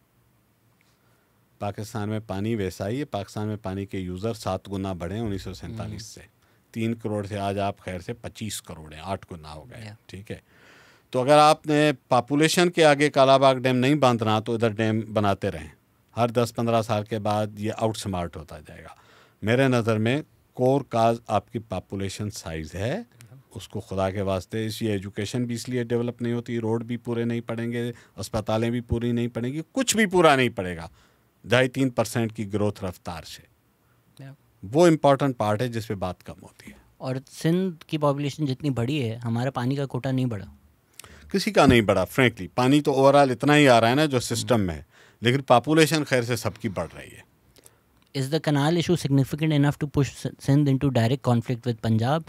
Could Tharparkar not, I think ये तो डिस्कस हो गया थोड़ा बहुत, could Tharparkar not have been chosen for corporate farming instead of Cholistan? इसके बारे में क्या राय है? देखिए, कॉर्पोरेट फार्मिंग के लिए वहाँ भी तो एडिशनल पानी तो चाहिए ना। बात ये नहीं कि गलत चीज़ पंजाब में हो तो मैं मुखालफत करूँ, सिंध में भी होगी तो इतनी ही गलत होगी। यहाँ आप 10 लाख एकड़ आबाद करेंगे तो क्या थरपारकर की ज़मीन को पानी नहीं चाहिए होगा? पानी तो फिर भी चाहिए होगा। तो मेरा ख्याल है कि आप, मेरा तो रिकमेंडेशन वही है कि जो एग्जिस्टिंग लैंड एंड वाटर है उसकी कंजर्वेशन और उसकी प्रोडक्टिविटी बढ़ाने पे काम करें पाकिस्तान में। Is he in contact with Indian NGOs that have done great work in water table conservation, especially those from Rajasthan and Maharashtra? मेरा कोई पर्सनल तजर्बा इस तरह का नहीं है, लेकिन ग्राउंड वाटर कंजर्वेशन पे जनरली दुनिया में बहुत काम होता है और substantial amount of water recycling भी उसका एक सब पार्ट है। कराची का जितना वेस्ट वाटर है उसकी अगर आप रिसाइकलिंग की कोई ठीक कर लेता तो बताइए कराची को कितना रिलीफ मिल सकता था। चलो पीने के काबिल ना होता, दूसरी ज़रूरियात के काबिल हो जाता। तो हमने तो कंजर्वेशन साइड पे एक लम्हे की एफर्ट नहीं किया तक, हमने कोई स्टडी भी ढंग की नहीं करवाई। तो ये सारे ऑप्शंस हैं ना, जैसे आ रहे हैं आपके रेन वाटर हार्वेस्टिंग, चलो रेन कभी कभी होता है लेकिन बहुत ज़्यादा होता है, उसकी हार्वेस्टिंग कैसे की जाए। ये इतने मिसिंग लिंक्स हैं चीज़ों को बेहतर करने के। लेकिन चूँकि अगेन पानी की हार्वेस्टिंग में जब तक आप मुझे गारंटी नहीं देंगे कि इसमें सरिया और कंक्रीट आएगा, तब तक मैं उस पर कोई प्रोजेक्ट नहीं बनाऊंगा। Ask him about rainwater conservation for underground water table recharge. If any organization working on it in Pakistan, like New Delhi, put a restriction on every commercial or residential building to have rainwater collector. मेरी मालूमात में ऐसी कोई चीज़ पाकिस्तान में नहीं है। Small scale पे तजर्बात हुए हैं। WWF पाकिस्तान ने लाहौर में कुछ काम किया है एक्सपेरिमेंटल बेसिस पे, जिस स्केल पे होना चाहिए, जितना हमारा पोटेंशियल है उस पर काम नहीं हुआ रेन वाटर हार्वेस्टिंग में। What is your stance on the deep sea mining and how it is affecting our marine environment, considering the fact that due to climate change, many of the deep sea creatures have made their way to the upper surface ocean and are going extinct? Why does the government not invest here? नहीं, पाकिस्तान में तो deep sea mining हुई नहीं है। एक आध drilling का effect हुआ था, अटेम्प्ट, जिस पे खान साहब ने मुझे समझाया कि वो गैस वहाँ से शिफ्ट होकर चली गई थी, वरना थी बहुत बड़ी गैस थी, वो शिफ्ट हो गई। तो मैं क्या कर सकता हूँ? ये कहाँ से निकल रही है गैस के इतनी आसानी से शिफ्ट हो रही है? हाँ, देखे ना, वो पकड़ नहीं देती ना, उसे जैसे पता लगता है ड्रिलिंग होती है वो भाग जाती है। तो कुछ करना पड़ेगा हम जरा, अगर वहाँ पे सिक्योरिटी ठीक करें ना अपनी, इसको हम जाने ना दें। डंडा देना चाहिए गैस डंडा, को। मतलब मैं कहता हूँ पकड़ के एक आपका पीका एक्ट है वही लगा देते यार, कुछ तो करें आप। What portion of agricultural land is owned by feudals and angels? Agriculture land Is owned by feudals and angels. फरिश्ते और देखें, अब ये बात है कि जो ज़मीन का डिस्ट्रीब्यूशन का सिस्टम है वो भी सारा स्क्यूड है। वो तो इस मुल्क में एक पुरानी डिबेट है। लैंड रिफॉर्म्स आपके पास हो नहीं सकते, और पता है लैंड रिफॉर्म को किसने रोका था आखिर में? शरीयत कोर्ट ने कहा कि ये गैर शरई है। शाह महमूद कुरैशी थे ना वहाँ पर। तो अब मैं तो इतनी कुफर की हिम्मत कर नहीं सकता कि मैं कहूँ कि गैर शरई काम किया जाए। एक क्वेश्चन है, नसीर मेमन ना सिंध में कोल के ख़िलाफ़ बहुत सिंधी न्यूज़पेपर्स में कॉलम लिखे कि it's dangerous for their ecosystem. उसके बाद नसीर मेमन खुद थर कोल में जॉब मिल गई, 2-3 ईयर चली, क्या ये खुला था आज़ाद नहीं? वो मेरे आर्टिकल कोई पढ़ ले, एक ही छपा था बाय द वे, बहुत सारे नहीं लिखे थे, एक लिखा था और उसमें मैंने सॉल्यूशन बताए थे, और मैंने जब काम किया तो उसी सॉल्यूशन पे काम किया था। मैं आज भी कहता हूँ थर कोल सिंध की अपॉर्चुनिटी है, उस पर सीरियस वर्क जिस तरह होना चाहिए था नहीं हुआ। उसकी मुखालफत भी न खपे के सतही नारों पे ख़त्म हो गई। किसी को सीरियस डिबेट करना है तो मैं इस पर डिबेट करने को तैयार हूँ। थर के लोग तो खुश नहीं हैं। नहीं, थर के कुछ लोग खुश हैं, कुछ लोग खुश नहीं हैं। अब कोई भी बड़ा प्रोजेक्ट आएगा उस पर कई लोग खुश होंगे, कई लोग खुश नहीं होंगे, लेकिन हम तो बात करें कि हाँ, लोग क्यों ना खुश हैं, पर उनके मसले हल करें ना। इसकी वजह से प्रोजेक्ट थोड़ी अबंडन करेंगे या प्रोजेक्ट थोड़ी ख़राब हो जाएगा। मैं कहता हूँ जो लोगों के मसले हैं उसको ठीक तरह से हल करें ताकि लोग नाखुश ना हों। लेकिन as an energy sector opportunity मैं बहुत मुख्तसरन, चूँकि ये हमारा कोर प्रोग्राम नहीं है, कभी कर सकते हैं। अगर इसको मैं अपॉर्चुनिटी क्यों देखता हूँ, एनर्जी सिक्योरिटी सबसे बड़ा इकोनॉमी का बूस्टर है। 18th अमेंडमेंट के बाद हमारे पास STDC भी है, सिंध ट्रांसमिशन एंड डिस्पैच का भी कंपनी बनी हुई है, और हमारे पास सेपरा भी बना हुआ है। तो 18th अमेंडमेंट के बाद हम इस पूरे सिस्टम को, सिंध के लिए एनर्जी का सिस्टम खुद अब बनाने के आइनी तौर पर हकदार हैं। और इतनी चीप एनर्जी का रिजर्वायर कहीं भी पाकिस्तान में नहीं है जितना सिंध के पास है। तो आप इसको नेशनल ग्रिड में देते हैं, क्यों ना 2-3 जो ब्लॉक्स हैं, मैं थ्योरेटिकली बात करता हूँ, सिंध हुकूमत खुद उनको डेवलप करे, यहीं पे उनके ऊपर। और कोल टेक्नोलॉजी बहुत एडवांस हो गई है, पॉल्यूशन लेवल वो नहीं होती जो आज से 20-30 साल पहले होती थी। किसी भी कोल टेक्नोलॉजी के लोगों से आप पूछ लीजिए, ये नहीं कि ज़ीरो पॉल्यूशन है, ये मैं नहीं कह रहा, ख़तरनाक नहीं है ये भी नहीं कह रहा, मैं कंपैरेटिव कर रहा हूँ कि technology is improving and pollution is उसकी रिड्यूसिंग। आप उसके ऊपर ज़रा इकोनॉमी का लॉन्ग टर्म प्लान तो बनाए ना, सिर्फ बिजली पैदा करना सॉल्यूशन थोड़ी है। आप सिंध के अंदर एक पूरा इकोसिस्टम उसका डेवलप करें, 10-15 बड़ी इंडस्ट्रियल स्टेट्स उसके ऊपर बनाएं। याद है बेनज़ीर भुट्टो का जो केटी बंदर प्रोजेक्ट था, आज तक लोग कहते हैं कि जुल्म हुआ, वो बंद हो गया, वो भी तो इसी कॉल पे था। वो किस चीज़ पे था? उसकी तो किसी ने मुखालफत नहीं की थी। आप कहते हैं that project could have transformed Pakistan, transformed Sindh and Pakistan both. ये आज भी अपॉर्चुनिटी है, लेकिन हम चूंकि राइट डायरेक्शन में काम नहीं होता, लिहाजा हम बाकी फ़रोगी मामलात में फंसे होते हैं। तो हमारे यहाँ एक रिवायत है कि हर चीज़ को नो करके, मैं कहता हूँ चीज़ को नो कहें तो क्यों नो कहते हैं, उसकी मेरिट और डीमेरिट पे बात करें। What is the role of NDMA? Does it still exist? Who audits NDMA? Where are their warehouses? What logistics do they have? Are they helpful in natural disasters or not? Question refer to chairman NDMA, क्योंकि वही बता सकते हैं उनके where houses कितने हैं। NDMA exist तो करता है। मेरा तो मसला है कि PDMA और DDMA इतनी फंक्शनल नहीं है जितनी होनी चाहिए। NDMA is a coordination body, PDMA to some extent is a coordination and policy making body province के अंदर, लेकिन ज़्यादा जो ऑपरेशंस पे जिसको एक्ट करना था वो DDMAs थी, डिस्ट्रिक्ट डिजास्टर मैनेजमेंट अथॉरिटी, जिनको हमने बनाया ही नहीं खैर से। DC ऑफिस को DDMA डिक्लेयर कर दिया है। लिहाजा आपकी ग्राउंड पे डिज़ास्टर के वक्त रेस्पॉन्सेस डिले होते हैं और नुकसान ज़्यादा होते हैं। मेरा ख्याल है DDMAs के ऊपर इन्वेस्टमेंट करनी चाहिए, उनको इक्विप करना चाहिए, उनकी कैपेसिटीज़ बेहतर करना चाहिए, वो ज़्यादा हमारे लिए हेल्पफुल होगा। सर बस जाते जाते सिंस आपने फ्लड रिहेबिलिटेशन पे भी काम किया था, बने हैं लोगों के घर, नहीं बने हैं, सिंध गवर्नमेंट बहुत शो ऑफ कर रही है बट लोग लोकल कह रहे हैं कि नहीं कुछ नहीं हुआ, क्या है सच? मेरी मालूमात के मुताबिक कोई शायद 4-5 लाख के करीब कोई फिगर है। जो घर क्या है वो एक रूम का स्ट्रक्चर है, लेकिन पक्का स्ट्रक्चर है। सिंध में 60 से 70% रूरल एरियाज़ के घर कच्चे हैं, विच इज़ अ ट्रेजेडी। वो किसी बारिश और तूफ़ान का मुकाबला नहीं कर सकते। तो पक्का घर इज़ अ ट्रांसफॉर्मेशन फॉर गरीब आदमी। लेकिन 2 मिलियन यूँ कि इतने बड़े प्रोजेक्ट को जहन में रखिएगा कि इतनी आसानी से कोई गवर्नमेंट 3 साल में पूरा नहीं कर पाएगी।